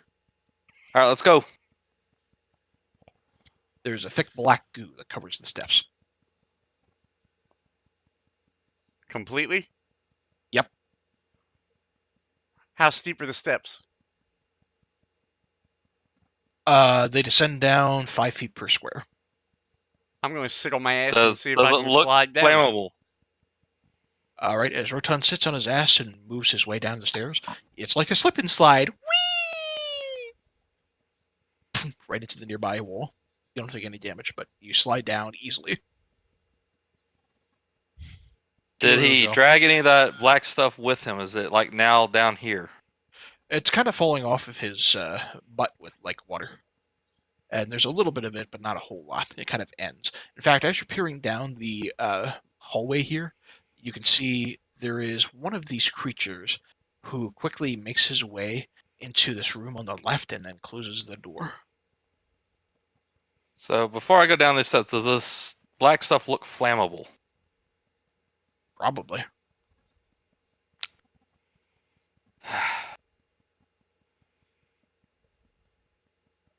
Actually, I tell you what, make a perception check. Okay, it's actually not flammable. I'm reading it now. Okay. It is not Okay, it's not flammable. All right, and I'll slide down too then. So you can't Okay. finish a sentence with probably, and I Yeah, have no, I'm sort of like, it's like I'm like, okay, we're gonna. Okay. Never mind. No, back to playing. I'm gonna move forward. This is Okay. a door here. Yes. Open the door. Inside the room, you see piles upon piles of loot. In the hallway over the door is the phrase, "Take only what you can truly afford." The room inside is filled to the brim with coin of all types. Keep going. We'll come Easy. back. Easily thousands of gold pieces scattered across the Do I see a sword in there? Great sword? room. No. Follow the black trail. no door down there though. Yes, there's another door in that. Well, yeah, but we saw him rung up this hallway. There's a pile of goo shit running up the hallway. I'm assuming that kind of looks like it kind of goes everywhere. Yeah, a little bit. There's dry bits of it here and there, but for the most part, the current. If you don't know where all of them are, you'd see one duck into this room on the left, though. I'm gonna open the right door.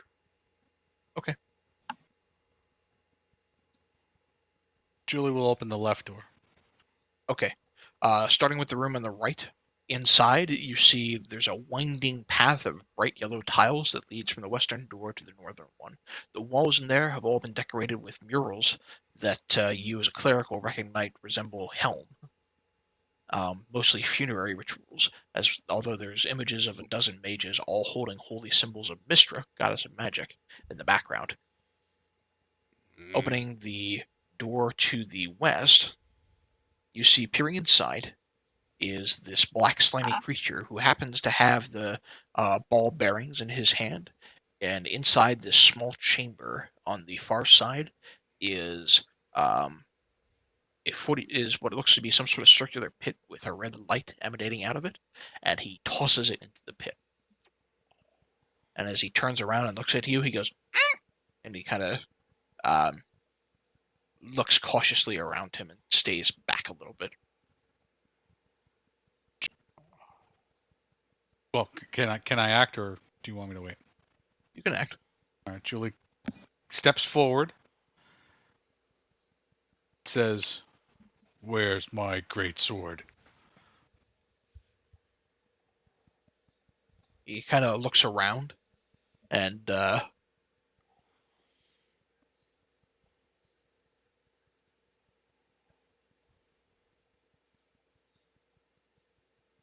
he looks past you, and you watch as he steps into what looks like thin air. Rotund, you looks like he appears right next to you, and he looks around, kind of shocked to see all of you, and looks around, kind of startled. I'm going. Oh, you know what I do? I'm gonna go here. I'm gonna push him into this room. Okay, make a strength check. Just gonna punt the fucking guy in. No! That's a save. Make a check. Oh shit! Thank you. Okay.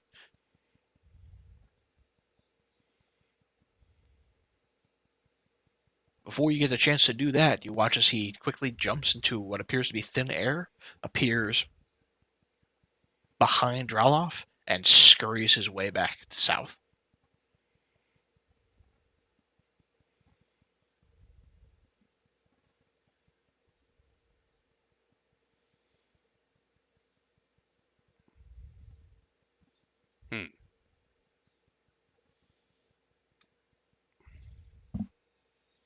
Well, Yeah. What did he throw in there? Because I was over here. Yep.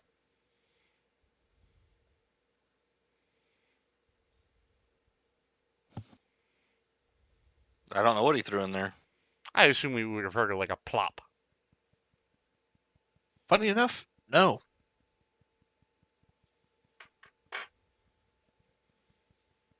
Okay. Who wants to investigate?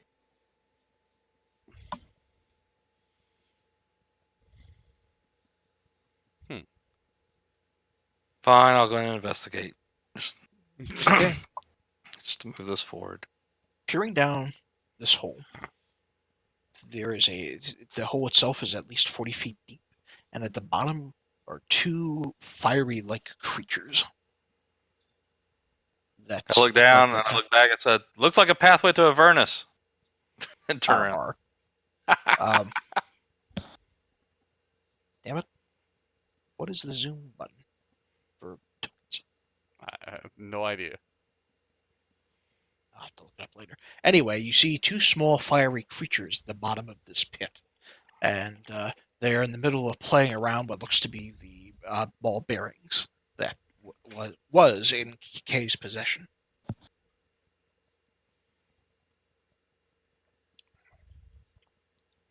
I'll look at the doors and say, "It looks like there's some kindred of yours down there playing with ball bearings now. They're about your size." Ha ha ha, elf. Kelly, Is when we look over here, like when we looked at this, like if you look through the entrance, do we see any of that inky blackness going through this room? It looks like it's just kind of doesn't look like it enters that room in particular.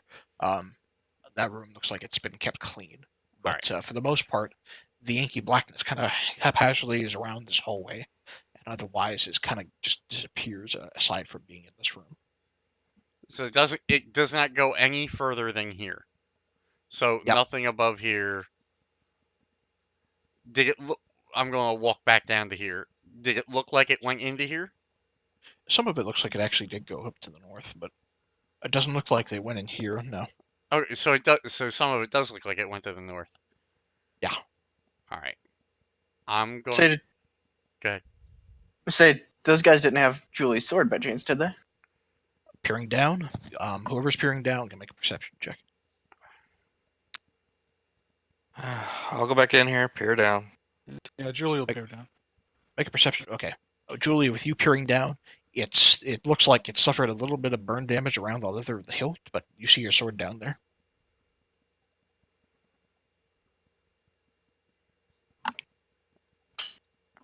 And all right, so it's just like sitting down there melting. Kinda. Boy. It ain't melted yet, but it looks like it's not. It's kind of in a hot place. If it's left down there, it's probably going to be gone. Yeah, and I doubt I'm going to survive very long down there. Well, wait a minute. Wait. They're just playing with the Ball bearings. ball bearings. I'm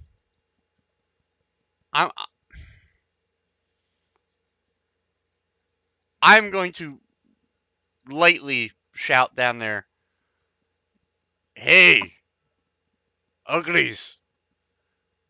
You want something else to play with? I'm going to pull out the shield that I'm carrying. Okay. And They look up curiously in your direction. And I'm going to point at the sword. And I'm going to point at the shield.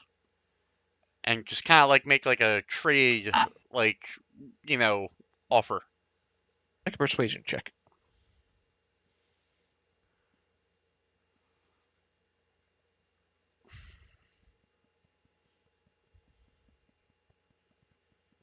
You watch as both the creatures kind of clap their hands, almost like little children, very excitedly, and they gesture for you to lower the shield down.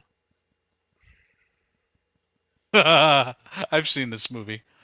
I'm gonna move Trevaring out of the way a little bit.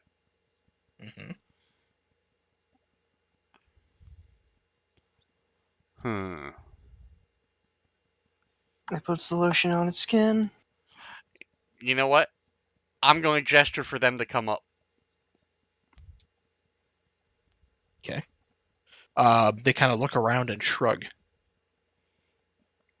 I'm gonna hold out the shield and I'm gonna just shake my head, be like, and shrug like if you don't want it.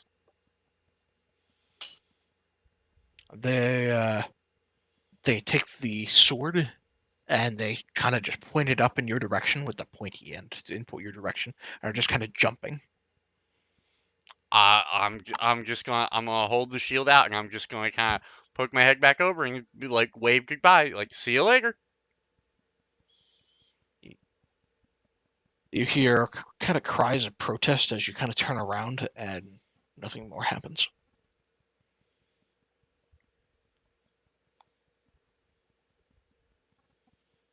I'm gonna look at Julia and say, "Fuck your sword," and, Oh boy. and I'm gonna walk out this way. How far down is the pit? 40 feet. Oh, for Christ's sake.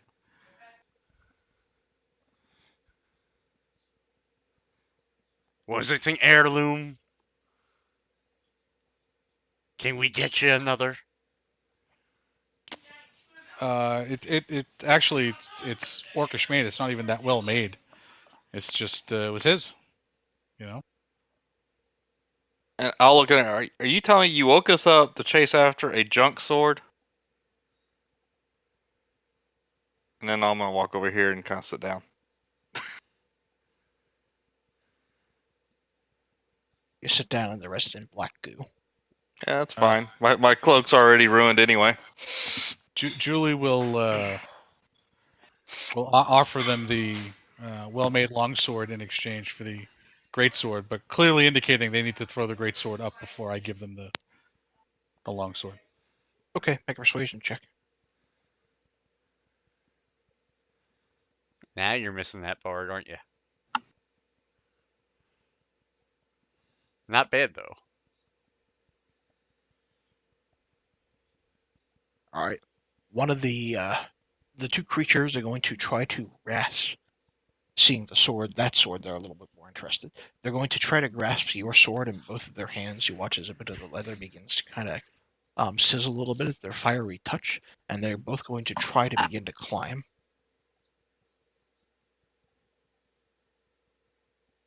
They make it about halfway up, and then they fall down.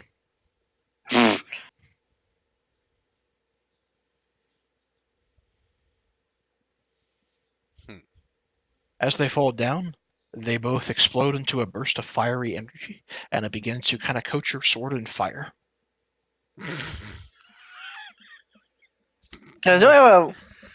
Wait, okay. So I'm gonna lean down the corner, and I'm just gonna try and lightning lure it out. How far does the lightning lure reach? 10 feet. This is a 40-foot drop. You fucking heard me. You get about 10 feet in, and then it comes right back up.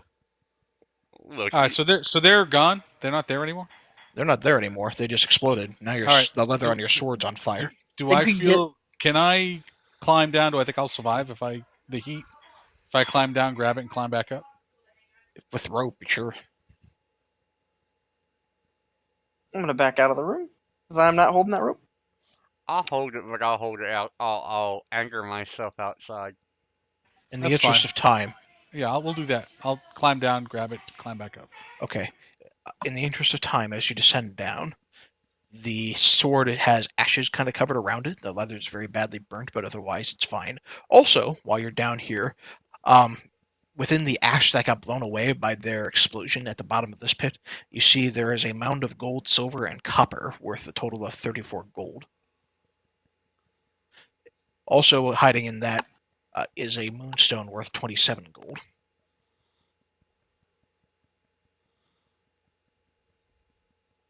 All right, I'll grab that too and come up.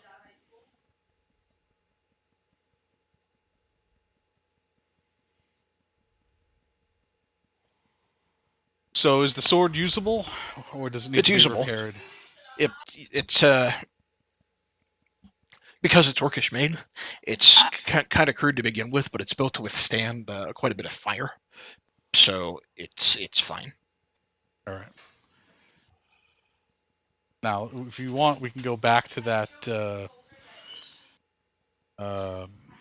pasture room and try to take that long rest again. Your call. I'm still pretty badly hurt. Yeah, I'm about at a third of my hit points. All right. You want to make your way back there? Yeah, let's make our way back, take a long rest. We can come and explore these two rooms more thoroughly. Hey, Kelly. Yes, please. Real fast, as I'm walking by, I'm just gonna poke my head in. What did the wall say, or what did it say again? Take only what you can afford. It's the lettering around the door leading into this room, Yeah. and it says take only what you can truly afford. Okay. All right. You know what? Here, let me just. Assuming we get there without running into another. Jesus, that is lagging like hell. Yeah, you can't just drag it across the map. You have to actually go through all the doors and stuff. Yeah, you noticed that? Well, that's have it because it's s- those barriers. I have it. Yeah, I have it Yeah, set yeah. deliberately to work that way. Gotcha. If you want to Whoa, go to a what the specific fuck? I lost my was. token. Jesus. there, You want to just resting here? where are you guys trying to head? Where I was, I don't know why you moved me back. You Are want you trying to head back to the pasture? We can take the long rest in this room with the couches if you prefer. Yeah, just shove the couch back against the door. Why do I keep being moved? Because I keep moving you back. Do you want to go over to the pasture by yourself?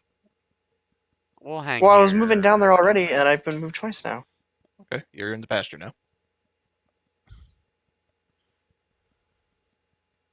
I moved because I was struggling to get through the doors. That's why I was having a hard time. Somehow I clipped through here. I have no idea how that happened, but you want to go to the pasture room, guys?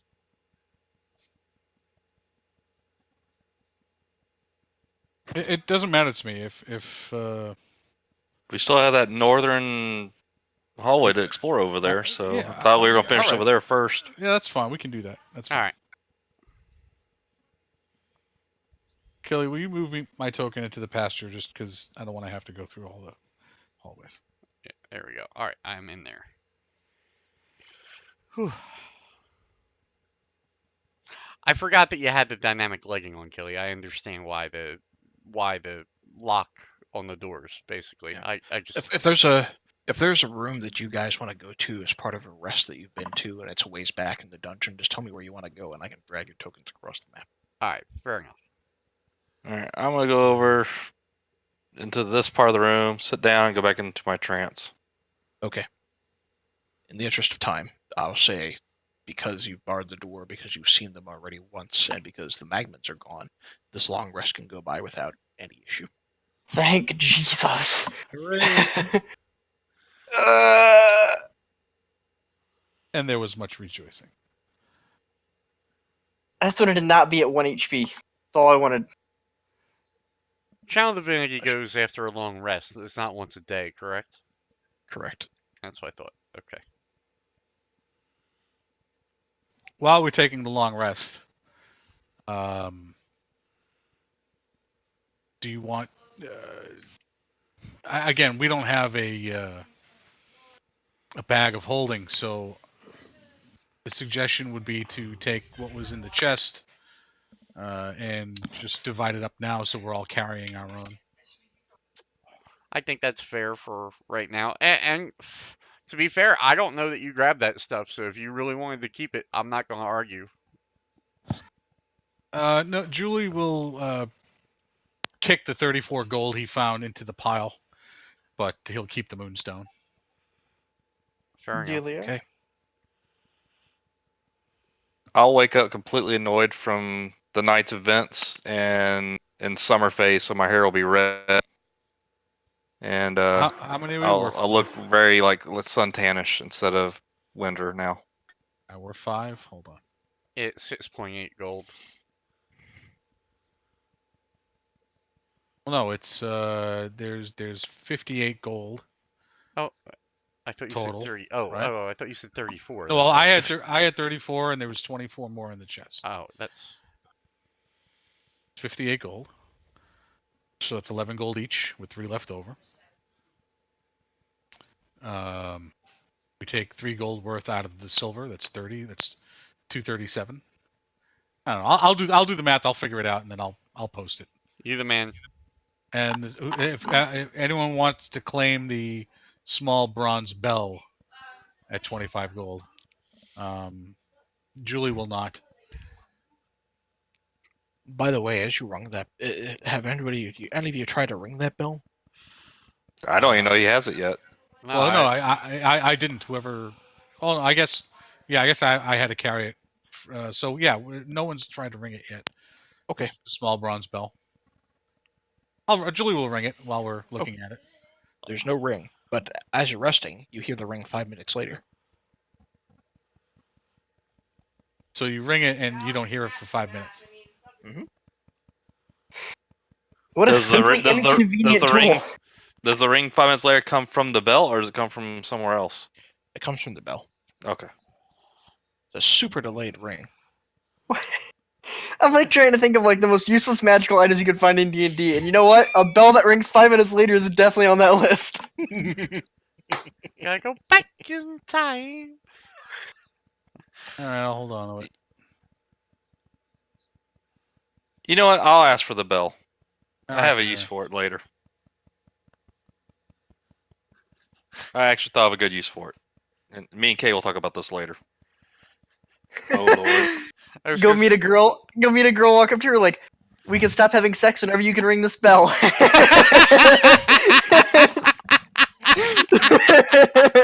I give me 5 minutes. that is not exactly the use I was thinking of.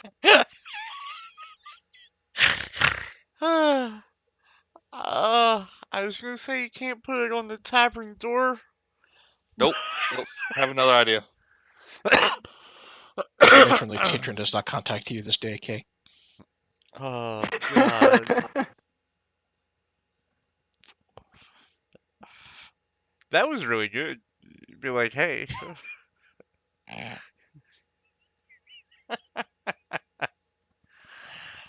Alright. Oh god. He got you, did he? Alright, you guys arrested. What you doing? Let's go investigate that other hallway to the left then. Alright. That I didn't know was a hallway.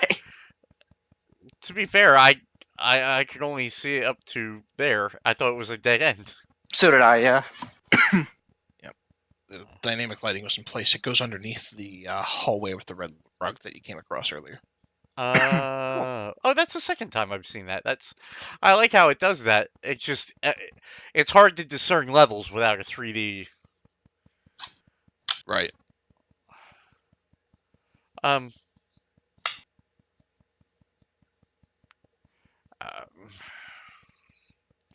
I don't want to meta, but is this a wall or is this a door because it's showing?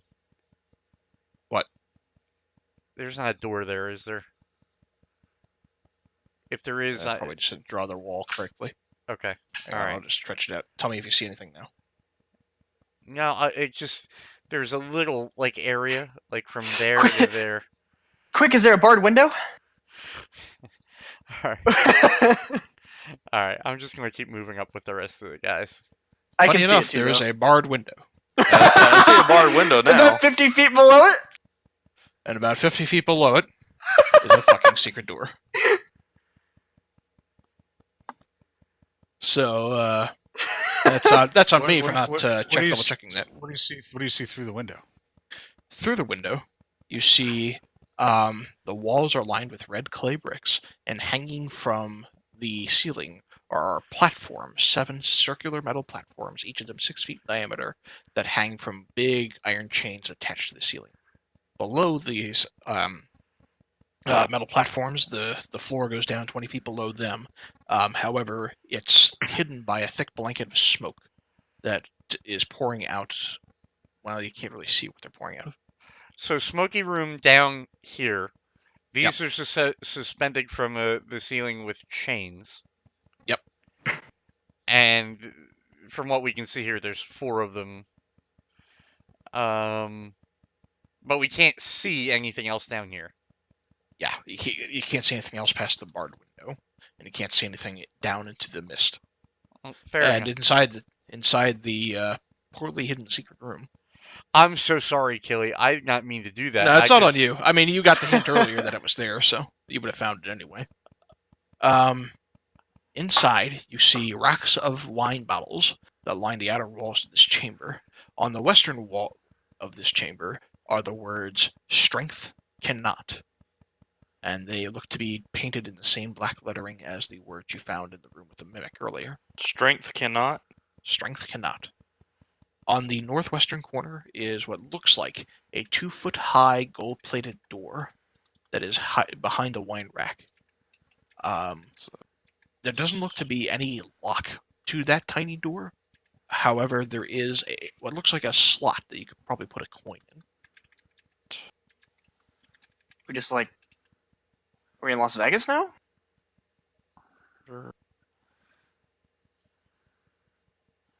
What are you doing? I'm putting together the words. Yeah, I Okay. was trying to find the words from So earlier. this tool with strength cannot's what I got so far. What might not be in that order. Well, I haven't put in utter madness, pure rubbish yet. And I'm saying that. I'll remind you that that phrase was scrawled differently. compared Oh, to it the other was? two Okay. phrases. Yeah. All right. Let me kind of bracket that one. That was the phrase, right? Strength Cannot.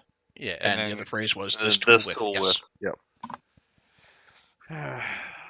You said it looks And like. Sorry. I just flipped it around saying this tool with strength cannot. Is my current leading idea of what the phrase means. Okay, I'd really like to look really closely around the rest of this room. Is there anything out of whack? Anything? Sure. Go ahead and make a perception check. Hold on. Somehow I closed my damn character sheet. Hold on. I have no idea what I just rolled. No. Nothing stands out of the ordinary. However, looking at the wine bottles, you do notice that a couple of them are actually dark wine from and they've aged pretty well. You think you could probably sell them for 10 gold a bottle. Or in a worst case scenario, you could use them as flasks of alchemist fire. Or we can sell them at the tavern. That too. How many For of a free them fee. would you say you think there are? 5. I will take a bottle. I'm going to say stuff as many as you can in me pack.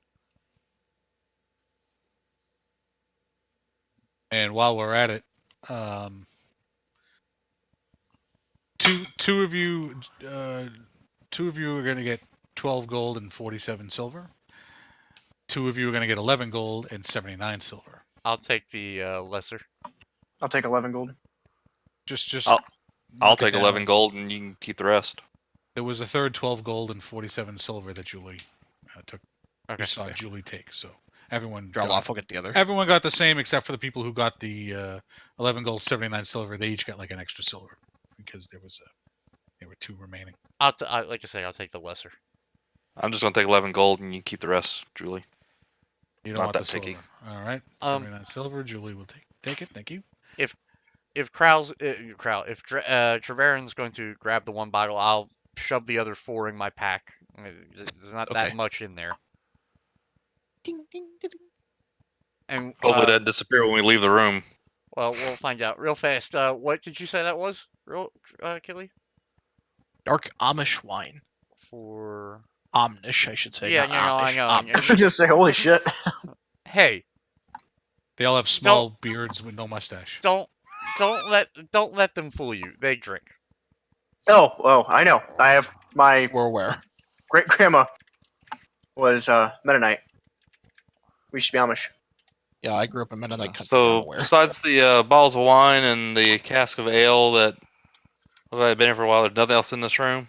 There was the door of the There's slot. Door. Yeah, there's this tiny 2-foot gold-plated door. It doesn't have any discernible lock, but it does have what looks like a coin slot. I'll put a Where's gold that coin door in at? up here. Where I Okay. put that black D. Oh, okay. Gotcha. I see it now.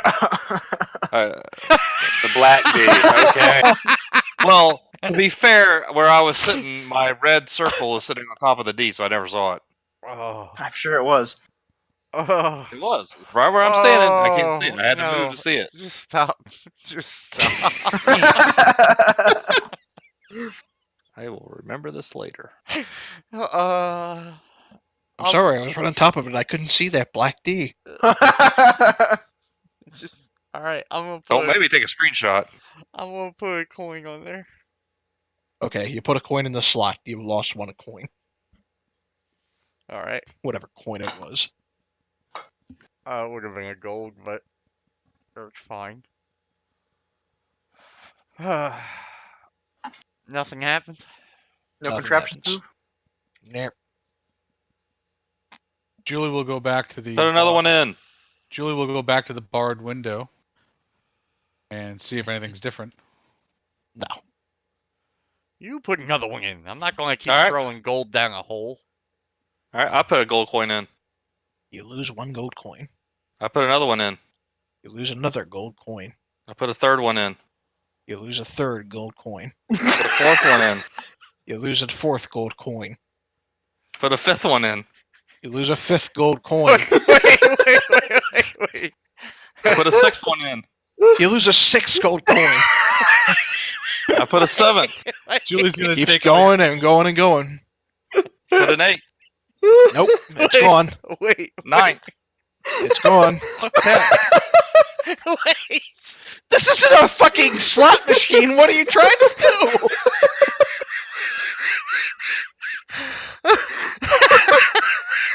I know. Oh, here's big one of these days, damn it! Oh, I have Just seen the next this one. trap before. no. Oh man. Holy fuck! I had to take my headphones off. Hold on. Oh shit! You lose a total of 10 gold coins before a voice in the back of your head goes, "Honey, that's enough." Nope, I put Need an 11th help. one in. It's gone.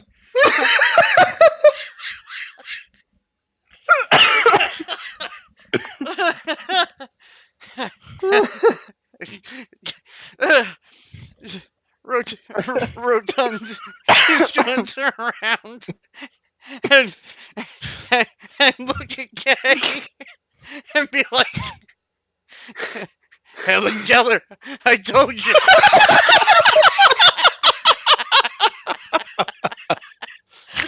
Ah.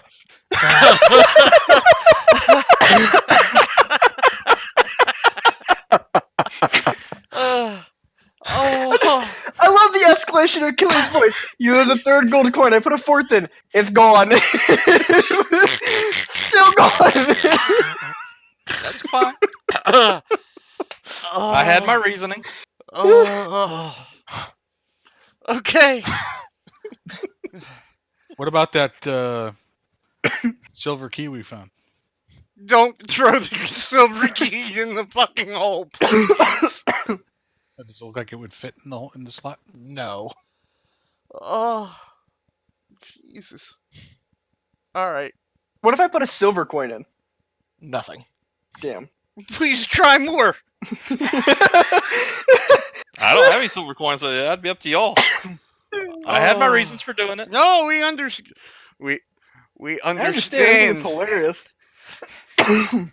No, Kraut, it wasn't what you did. It was the reaction from Gilly.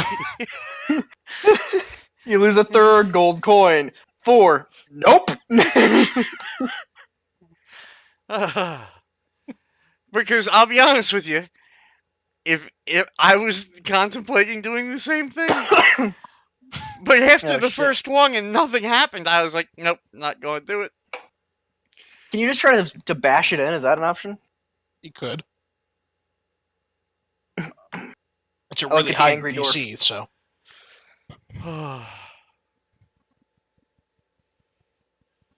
Unless you're going to beat a 30, you're not going to bash it in, I'll tell you that now.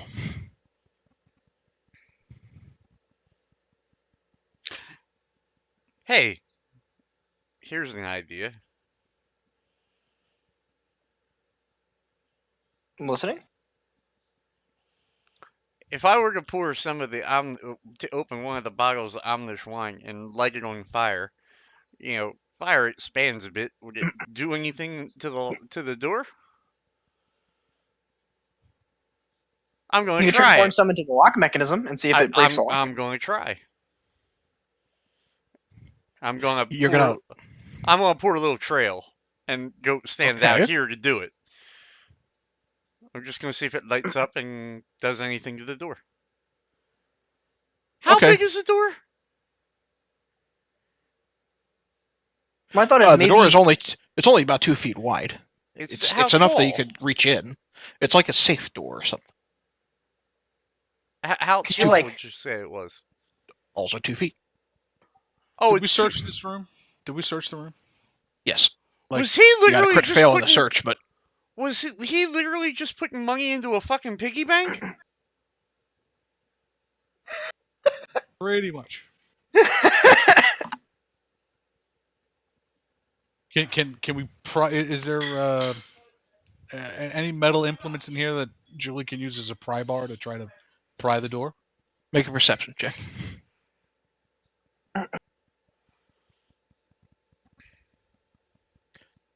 Aside from broken bottles and shattered casks, nothing stands out as a metal implement for prying the door. And there's nothing. There's no lock or anything to the door. There's just this coin slot. No, but I was looking for something I could wedge in between the door and the frame, if you will, and try to pry it open. Not that you can find. Mental note: buy a pry bar. Okay.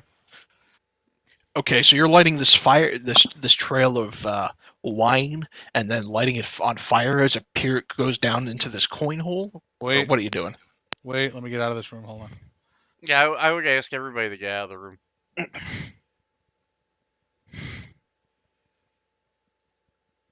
Yes. Okay.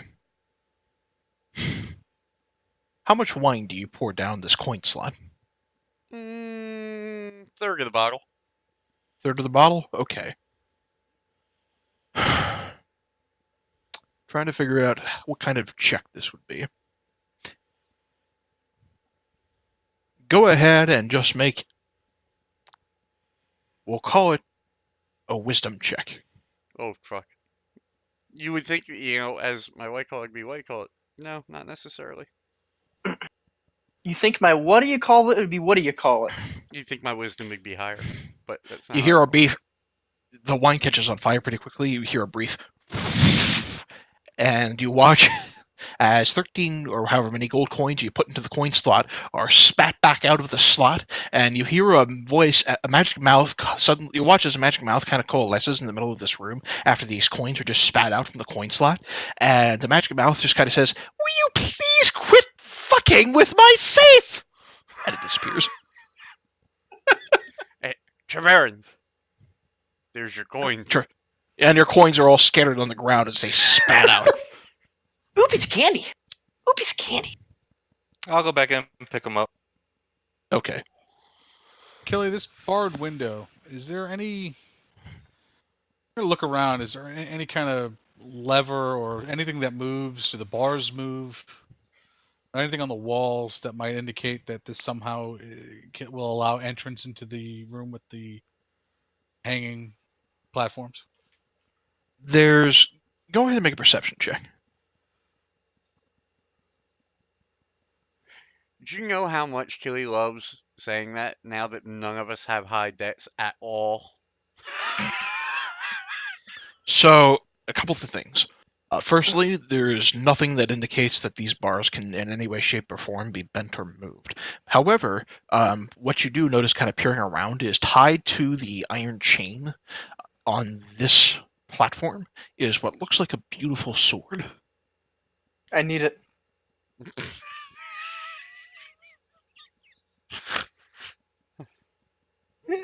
Does it bear any resemblance to the one that we have from the room with? No, but it seems to glisten in the dim light that shines from I presume you have a torch or a light spell or whatever going on.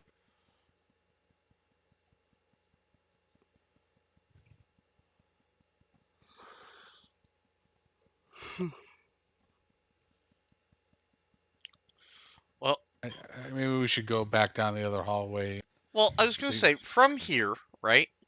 We can see that that the room continues on. I agree. I agree with. God damn it, Julie. We go check the other way and keep moving forward that way. Delia? Are you Keely, moving back into which hallway are you going to? can you move us to here, Kill? Okay, back to the comfortable room. Yeah. If that's what you call it.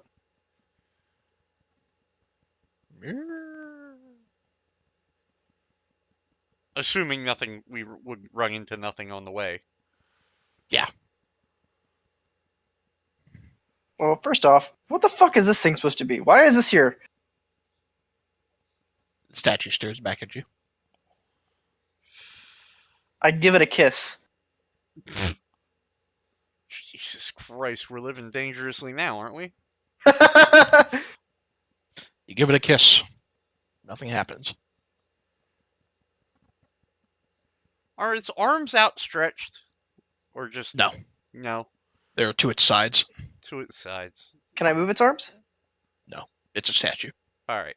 I don't know if like it was one of those statues you could like move its arms or not. No. It's just a creepy Jesus picture. Let's keep moving. You're probably right. Let's get out of here. Tis a silly place. I gotta know what's in these other doors first. Well, you want to start with the ones we've already opened? Well, I want to know what's in all of them first. Like, I want to worry about that room last. I'm gonna be honest. Well, I guess I can't. I'd like to walk into this room, but I don't want to pick anything up. Okay. I just kind of want to walk down and see what's in this other door. Is this door open? It's not. It is closed. Can it be opened? Yes, it can be opened. I'd like to open it. Okay. Opening the door and peering into the room beyond, you see a rectangular room that is built out of stone and is completely featureless, except for black iron gates in the southern wall. No, I don't like the looks of this room. Mm-mm-mm. Would your gem open them though? You're free to try, and I toss him the gem.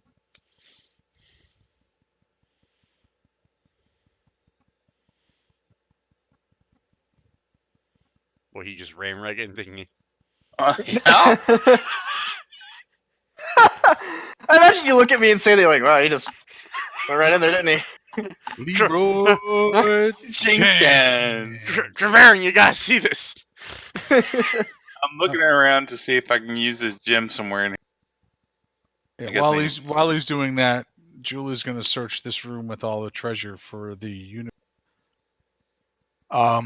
Looking around at the gate itself, there's nothing that seems like you could slot the gem into it, anything like that. Looking around the room that you are in, Julie, go ahead and give me an investigation or perception check, your choice.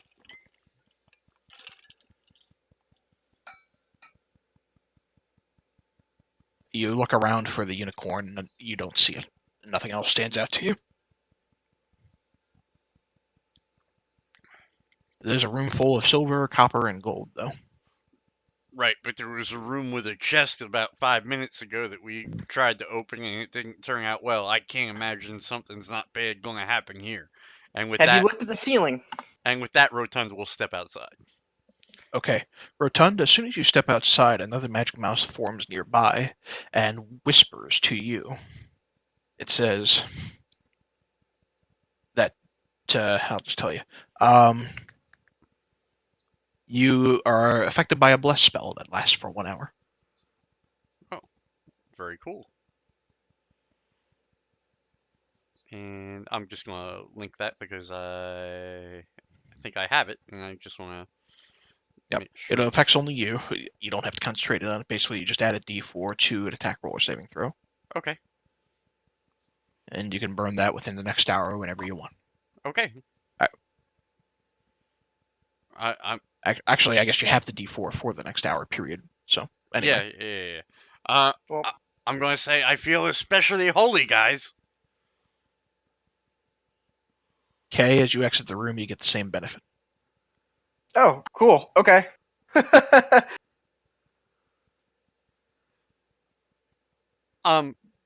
Jolie and Treverin, as you exit the room, you get the same benefits. Dreloff, you get the same benefit as well. You all have given a bless spell for the next hour because you did not take any gold from the room. All right.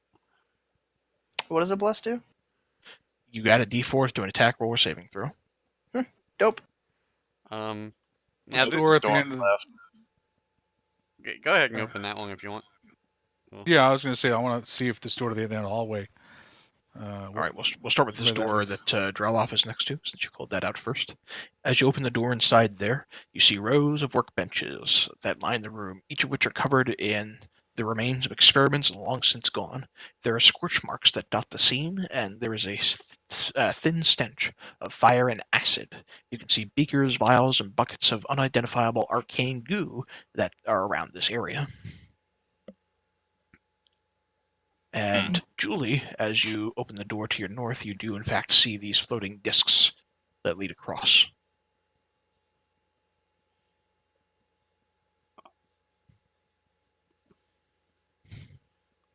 Does it look like he could jump from where he is to the first? You could try. Anybody else thinking time bandits? Anyone? Yeah, Julie will try to jump to the first disc. Okay, go ahead and make an athletics check for me. This could be bad. You successfully jump to the first disc. And I'm going to keep trying disc to disc to disc. Okay, as soon as you... Hang on a sec. Rotan's like, I gotta watch this. Whoops, wrong die. We'll go with the 5. Okay, as soon as you jump your way onto that disc, emerging out of the smoke, you see small winged creatures. About 5 of them in total.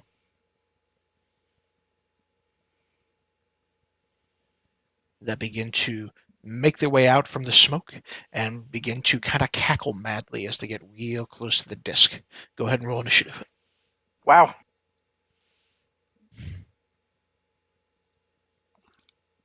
Oh, hey, I actually rolled high initiative.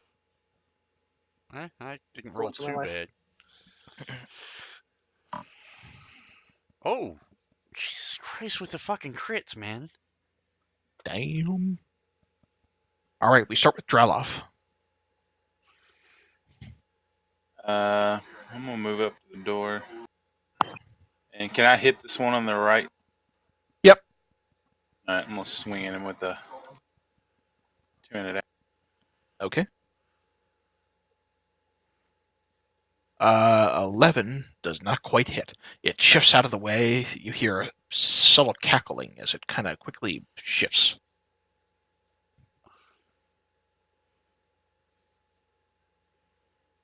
All right, Kay, you're up. Oh. I wanted to go first, that's okay though. I'm afraid of what the DC would be to get on that flying disc.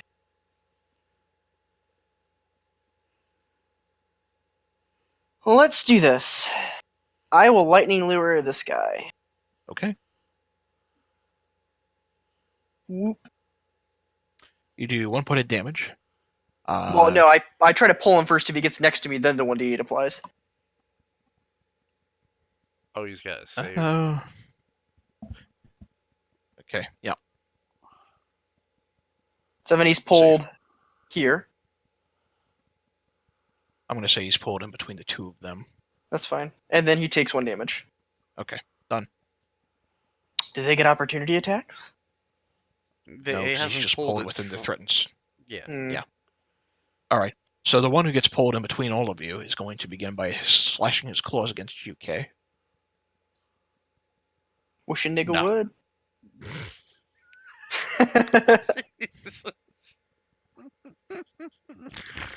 Are you The, okay, Lincoln? It's I- been fun. All right. The other four are going to slash their claws at Julie.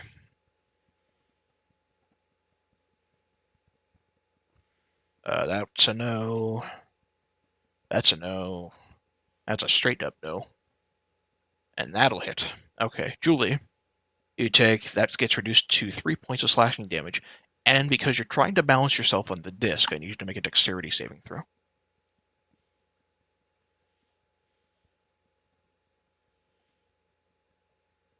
You managed to keep yourself on the disc. You're up. I will attack one of the one to the north of me Gotcha. with my greatsword. With your slightly burnt greatsword. 11 will not quite hit. Also, for what it's worth, because you're trying to balance on this thing, you have disadvantage on the roll, so you already don't hit. So, all right. I assume you're done. Going to can I use? I can interact with something during my turn as I- a bonus action. Free Don't- action, depending, wait, but As yes. a free action. Well, I just want to get a solid grip on the chain Yep, that's that's fine. holding the discs, just to try to, I don't know, maybe improve my chance for that deck save next time. Sure. All right. Rotund, you're up. quick question. hmm Bless. Oh, you know what? Is it one go ahead. One thing I forgot. You are still affected by Bless. So, Drelov, go ahead and add a d4 to your original attack. How do I do In fact, that? hang on. You rolled an 11, didn't you? Yeah.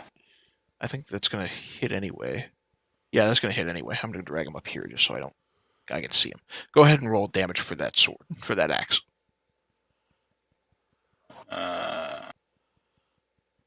There we go. Okay. And then go ahead and roll your greatsword one more time, Julie, just to see if you roll lower than 11. Okay, go ahead and roll damage for the greatsword. You'll hit with the d4 bless. So, okay, there we go. So you slice. Those slices do get off, and they do get injured. They're not gone yet. All right, Rotan, go ahead. Same thing, and it's 2 hit, correct? On an attack roll or a saving throw. Yeah, that's what I thought. So hold on, let me do 2 things here.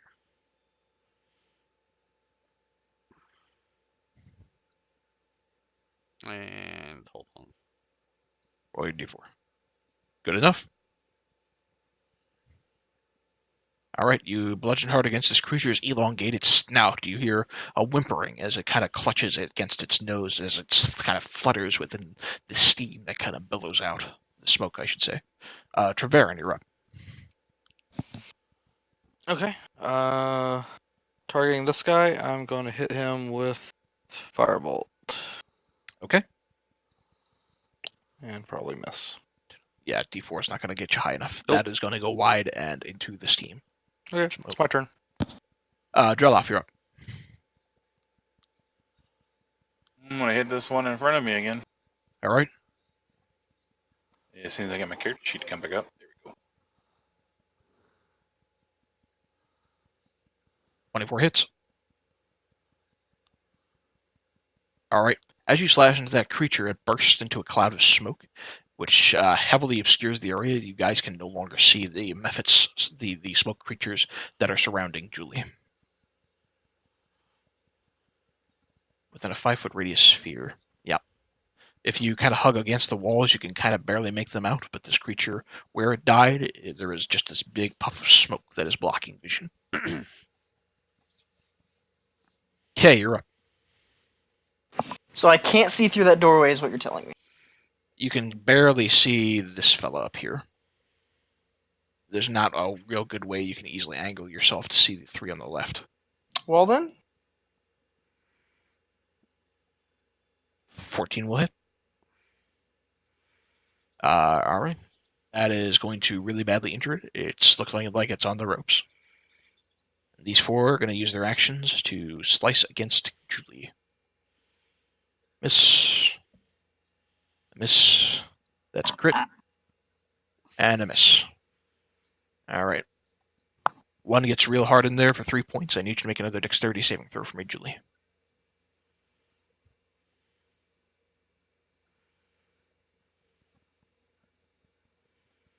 Add your d4.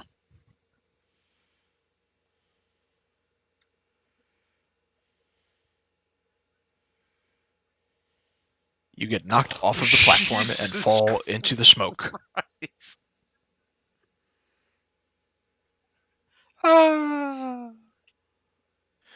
You plummet down into the smoke below, taking an additional 5 points of bludgeoning damage, and you are knocked prone. As you do make your way down to the very bottom of this room, you do notice that the smoke that is billowing up in this room is actually just pouring out of what looks to be a bunch of smoking pots. Is that because it's a fall? I don't know. You know what? I can just look it up. It'll say it. You can reduce your heavy weapon. You can add your heavy armor master to it. Yes, I think so. Okay, that's all I wanted to know. So I take 2 points from that. Yeah. All right. So smoke's billowing out of pots. I'll allow it. The pots, are there covers for these pots? Not that you can see. Okay. All right, and you are up. All right. So The rest- I'm on a solid ground, right? Yep. All right. Where's the closest pot? Probably over here. Ish.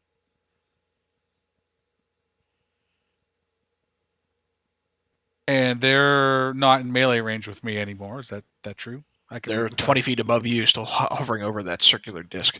All right. I'm going to run over to the pot and you said there's no stopper or cover or any way to Correct. stop it.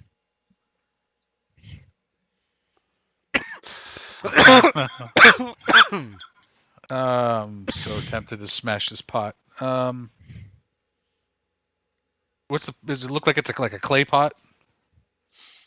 It looks like it's probably made out of iron, actually.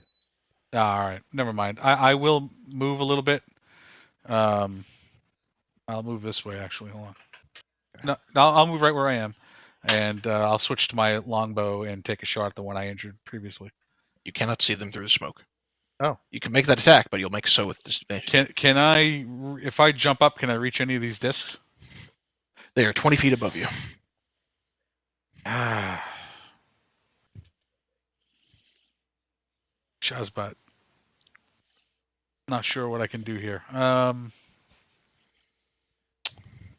can't see them, huh? You cannot see them. There is now a thick blanket of smoke that is covering your vision. Can I see the discs at all? Nope. All right, so what do I see other than, and how many pots are there? You see, I'm going to say probably about maybe 8 pots or so, and they're echoing with the smoke that is fillowing up the top half of the room. In fact, we really get a clear vision of where you are down here. You kind of have to bend a little bit low to even see, and it's just there's really, it's like wandering through a completely fog covered field.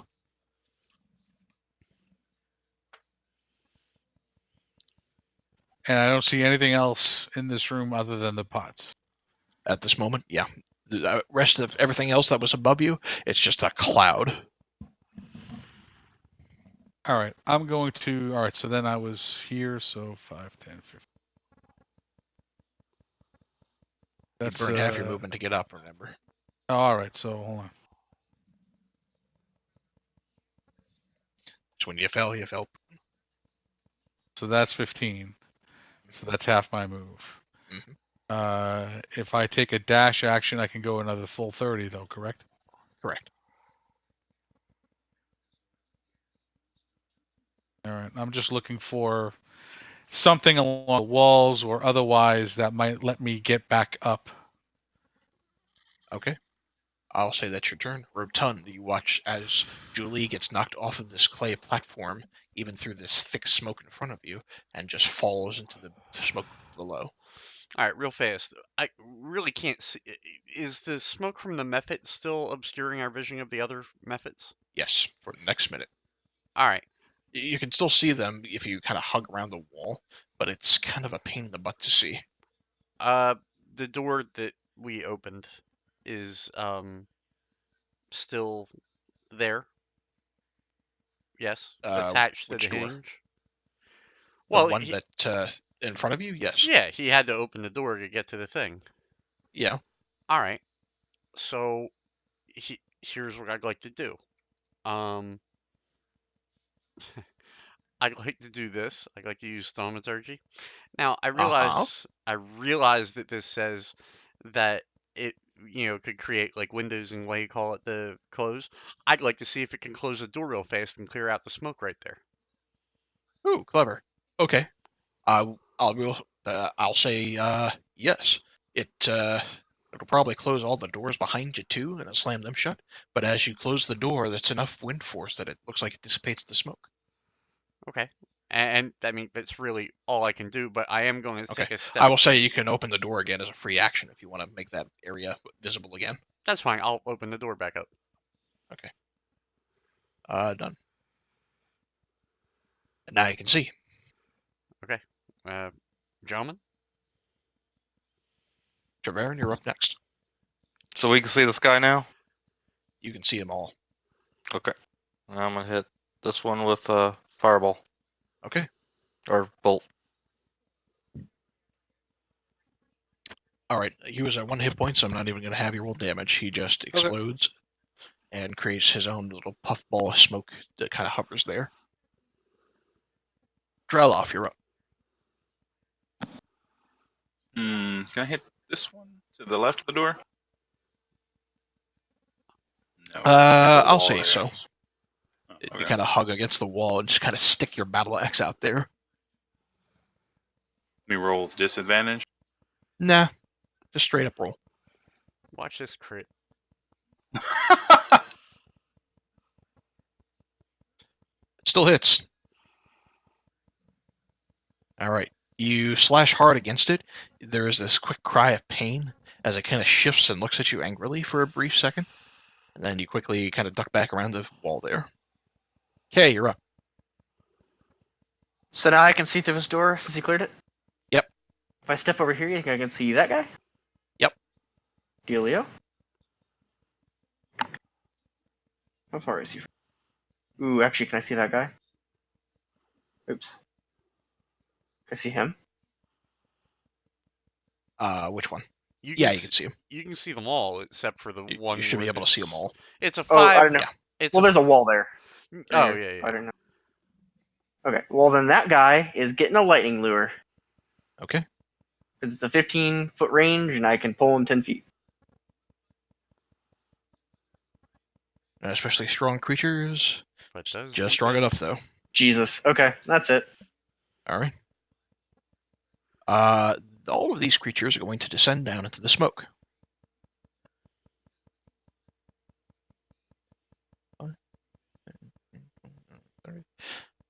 You can make an attack of opportunity, Draloff, if you wish, as that one kind of flees out. Yeah, to just swing like normal. Yep. Not quite. You still do have Bless, so you can add that to it. D4. Yep. And I'll I'll say roll your attack. D4. Mm-hmm. Just you're one shy. The attack's going to hit. They have an armor class of 12. So whatever you roll on the D4, it's going to hit. Go ahead and roll damage. Alright. That one, as you slash against it, disappears into a ball of smoke. I'll say it gets there and kind of does that. Alright, these other two are going to dash down into the smoke beyond everybody's vision. Julie, you're up. Have I noticed anything on this side of the room that would help me gain some altitude? Not that you see.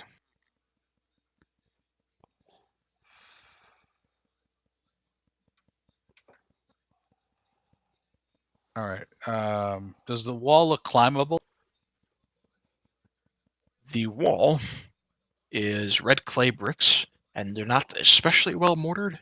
You think you could probably climb them? All right. I'm gonna go back to the doorway then. So I'll take I'll move back to the doorway. Okay. There. If nothing happens, I guess I'll just take a dash action. Okay. And get myself back to there. All right. You dash back towards the door where you believe the door is. Rotund, you're up. You watched as the remaining creatures dashed into the smoke and disappeared. I'm not dropping down there. I'm. I'll ready my crossbow in case I see one pop out, but I'm not dropping down there. All right, Treverin. I don't see anything either, right? So there's absolutely no reason for me to think there's any left. So I'm just gonna hold my action. Okay, A Drelloff. firebolt if they come in range. Okay. Drelloff, what do you do? I just guess ready action in case they pop back up. All right. Okay. Doing the same thing with lightning lure. Okay. As you make your way back over to that general vicinity, Julie, you see barely descending down from the smoke layer above you are two more of these creatures as they come in. One of them is going to exhale and breathe smoldering ash on top of you. I need you to make a dexterity saving throw.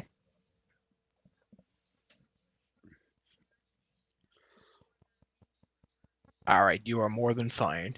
You instinctively cover your eyes and then ready your sword. The other one comes in and attempts to slice against you. No dice. You are up. I will attack the one closest to the wall, I guess. Okay. That'll hit.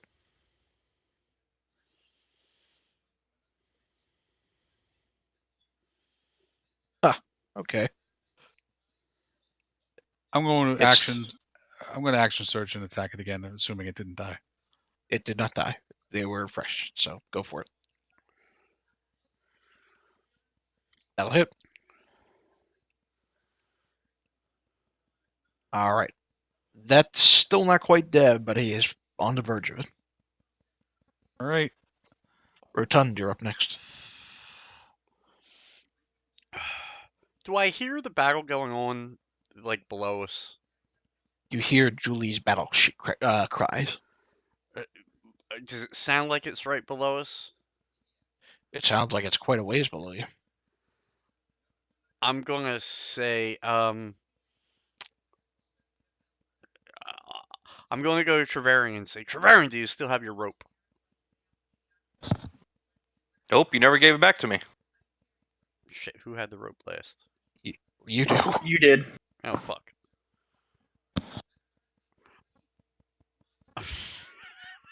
Sorry.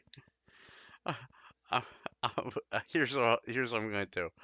I'm going to take a step back to here, and I'm going to suggest that on his turn, Draloff join me, and I'm going to suggest that I'm going to tell the guys, like, Draloff, you come here. You guys go up there, wait and see if anything happens. I'm going to tie the rope to myself, ask Draloff for a hand. I'm going to try to throw the rope down. Okay, Treverin, you're up.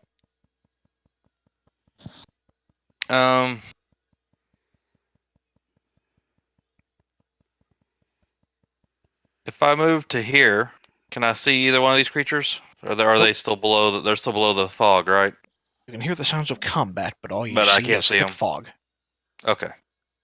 Then I'm gonna just hang out here and hold my action with the firebolt again, because obviously I can't see nothing to hit.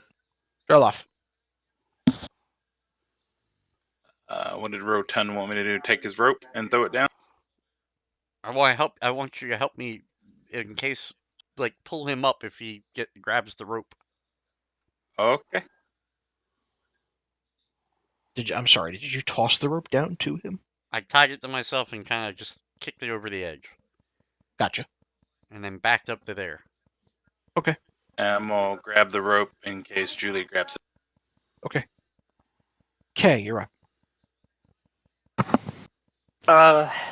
So hearing the sounds of combat down there and knowing that Julie is alive,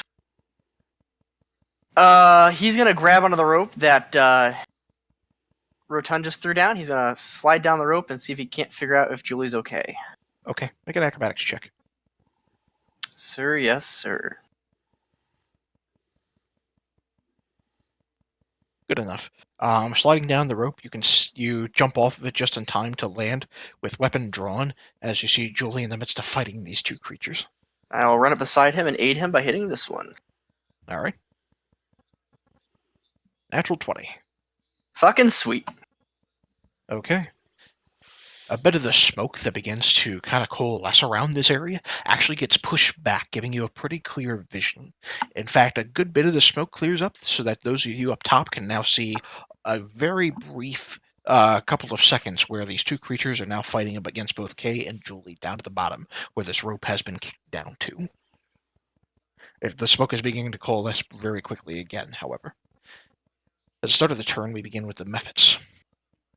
The one that did not use its breath last time is now going to exhale on top of the both of you. I need the both of you to make dexterity saving throws. All right, you're both fine. And then this one to the south is going to use the last desperate measure to slice against Julie. No dice. Julie, you're up. I'll attack the one I attacked previously to try to finish it off.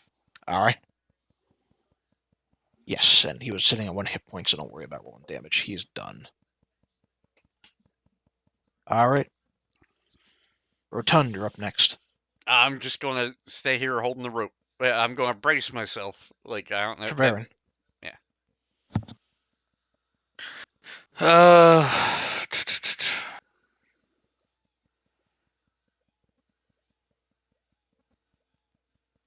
Tired of holding my action. I'm gonna go here and You can see there's enough smoke, and you can kind of make out this last one that's in the middle of battling both Kay and Julie. so I can kind of You can see it. I can see it Kinda just see it. enough. All right. Just enough. Just enough Alright. this round. All right, roll damage. Nice. All right. It gets burnt. It looks really bad off. And it looks like it's trying to get ready to flee back into the smoke somewhere. Drelloff, you're up. I'm just going to hold on to the rope. Okay. Time for another thwacking. Put that on the shirt. It hits. Time for another thwacking. All right. This creature is badly injured and badly outnumbered. It's going to disengage as an action and attempt to disappear in the smoke. Doesn't get super far because it's had to disengage, so those of you at the bottom can still see him. Those of you up top just watch as he disappears into the smoke. Julie.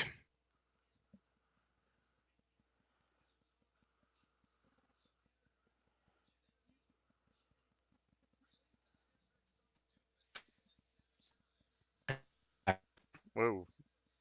Paint. Try again.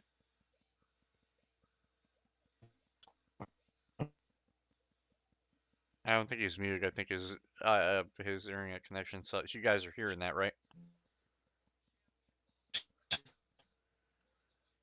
Or is it my internet right. connection? Oh no, it's mine. Okay. All right, I That's just much changed the better. server settings. All right, 24 hits, 13 damage. That one disappears into a puff of smoke. Okay. Julie lets out a yeah. All right. In the interest of time, you guys can climb back up on the rope if you wish, and if you're going to try to jump across, I'm going to need some consistent checks. Okay, did you want to go? I know you want that sword. I do really want that sword. Can Where- we? where's Is the there a sword? way that two people Hold on. working together can Make where it exactly easier. is the sword?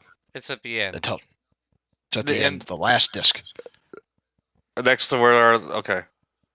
Like, can we run a rope through all the chains? I think he's got this, guys.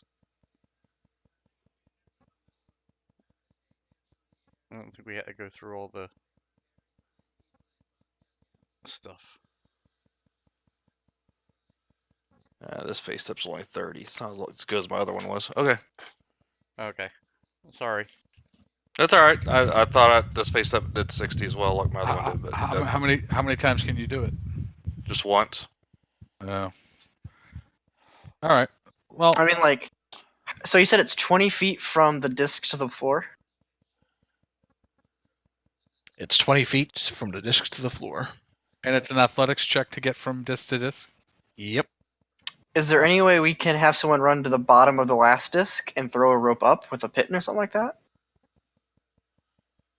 Like, if someone were to get to the last disc. Well, I have an idea. Here's your rope. Okay. Yeah, please give me my rope back. Thank you. Well, All right. God damn it, ask for it next time. You could just go down there and just face step up. Yep, that's what I was gonna do. So I'm gonna jump down here. Okay. So how much Yeah. damage does that take for jumping down there?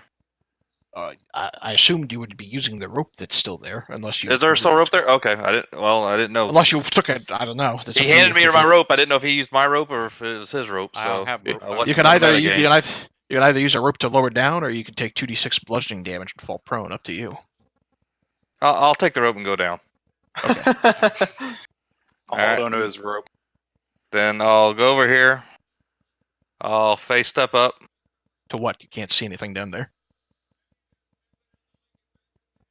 I can't see that I'm right next to the pillar. Nope. It's not It's covered in pillar, fog. It's a. Floating It's disc. a floating platform, and there's Oh, it's nothing a but floating thick platform? fog. Oh. All right. Julie's So- just going to try to make the athletics checks. Go for it. So, Well, I'm gonna go back over first here one. and climb back up the rope. Then go back over here and sit down. All right. One jump successful. 2 jumps successful. We're gonna party like it's your birthday. Still good. Here on the third one. 3. Add a d4. D4 that shit.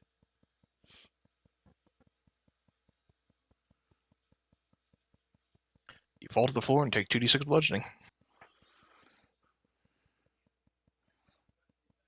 6 points.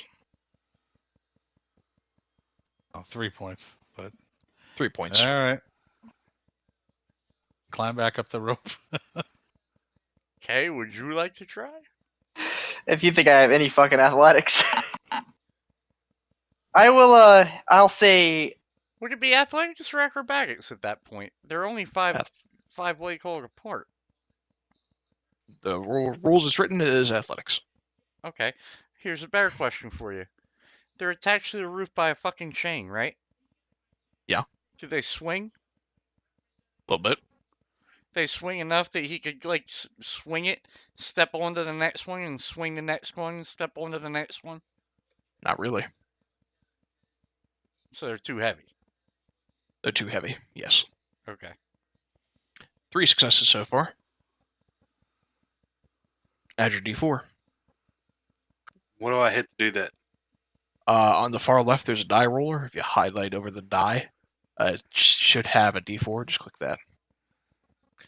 You fall and take 2d6. Sure, I'll give it a shot. First off, I'm gonna cast False Life on myself, though. Okay. You take 8 points of bludgeoning damage, which I will go ahead and just subtract. And I assume you'll just climb back up the rope. Let's do this. First jump. You faceplant into the floor on the first Alright. jump. Julie's going to try again. 4 points. Sweet, that takes all of my False Life. All right. Also with the crit, you jump twice Where Just a is my- single bound. in a single bound. Add your d4. All right. That's another success.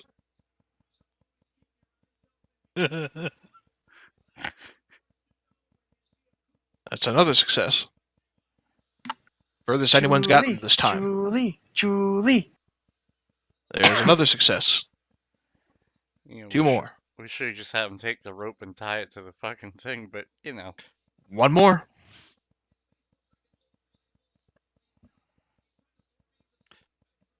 You jump off with ease. You over jump it. All right, so tell me about this sword that's tied to the chain. I'll do you one better. I'll show you it.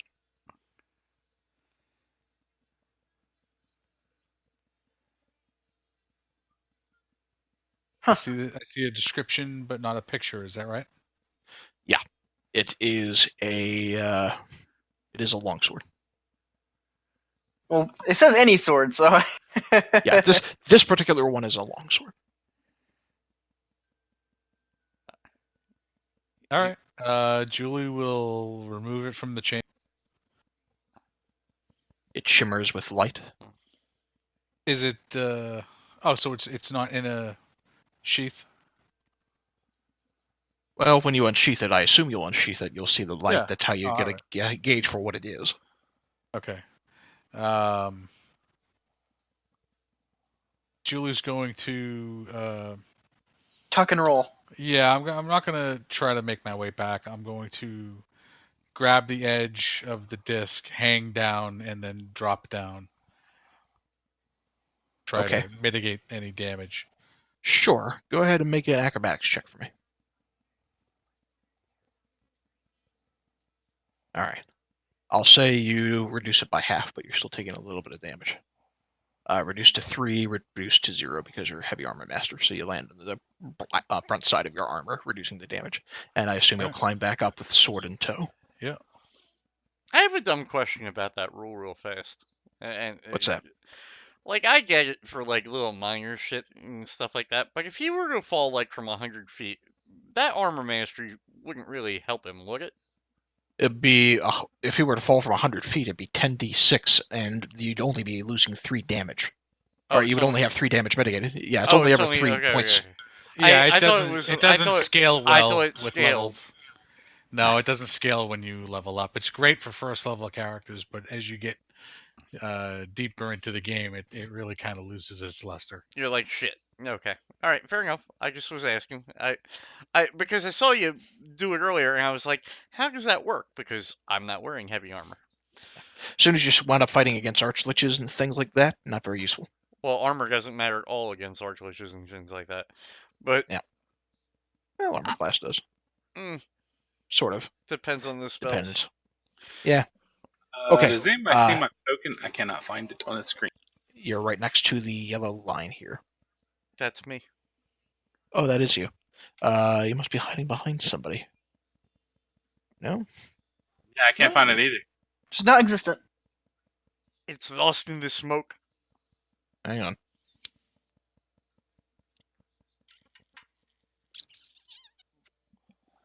Well, we'll just drag a new one out for you. Hang on. No, I was like, I can't find it. Drop off. Come on. Oh, wait a minute. Wasn't he in here? There you go. He's probably behind a mephit if he fell. Yeah, that's what I was thinking. Yeah, but I'm moving them around. I'm not seeing anything. So, okay. Because it's almost 11 o'clock here, we'll call it here. Okay. What are you going to do with that sword? No, just hold on to it, I guess. Oh, I Okay. wanted a moon sword. Oh, you want it? Julie will say,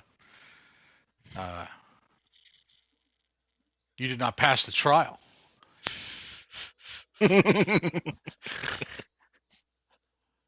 My strengths come not in my muscle mass, but in my connections.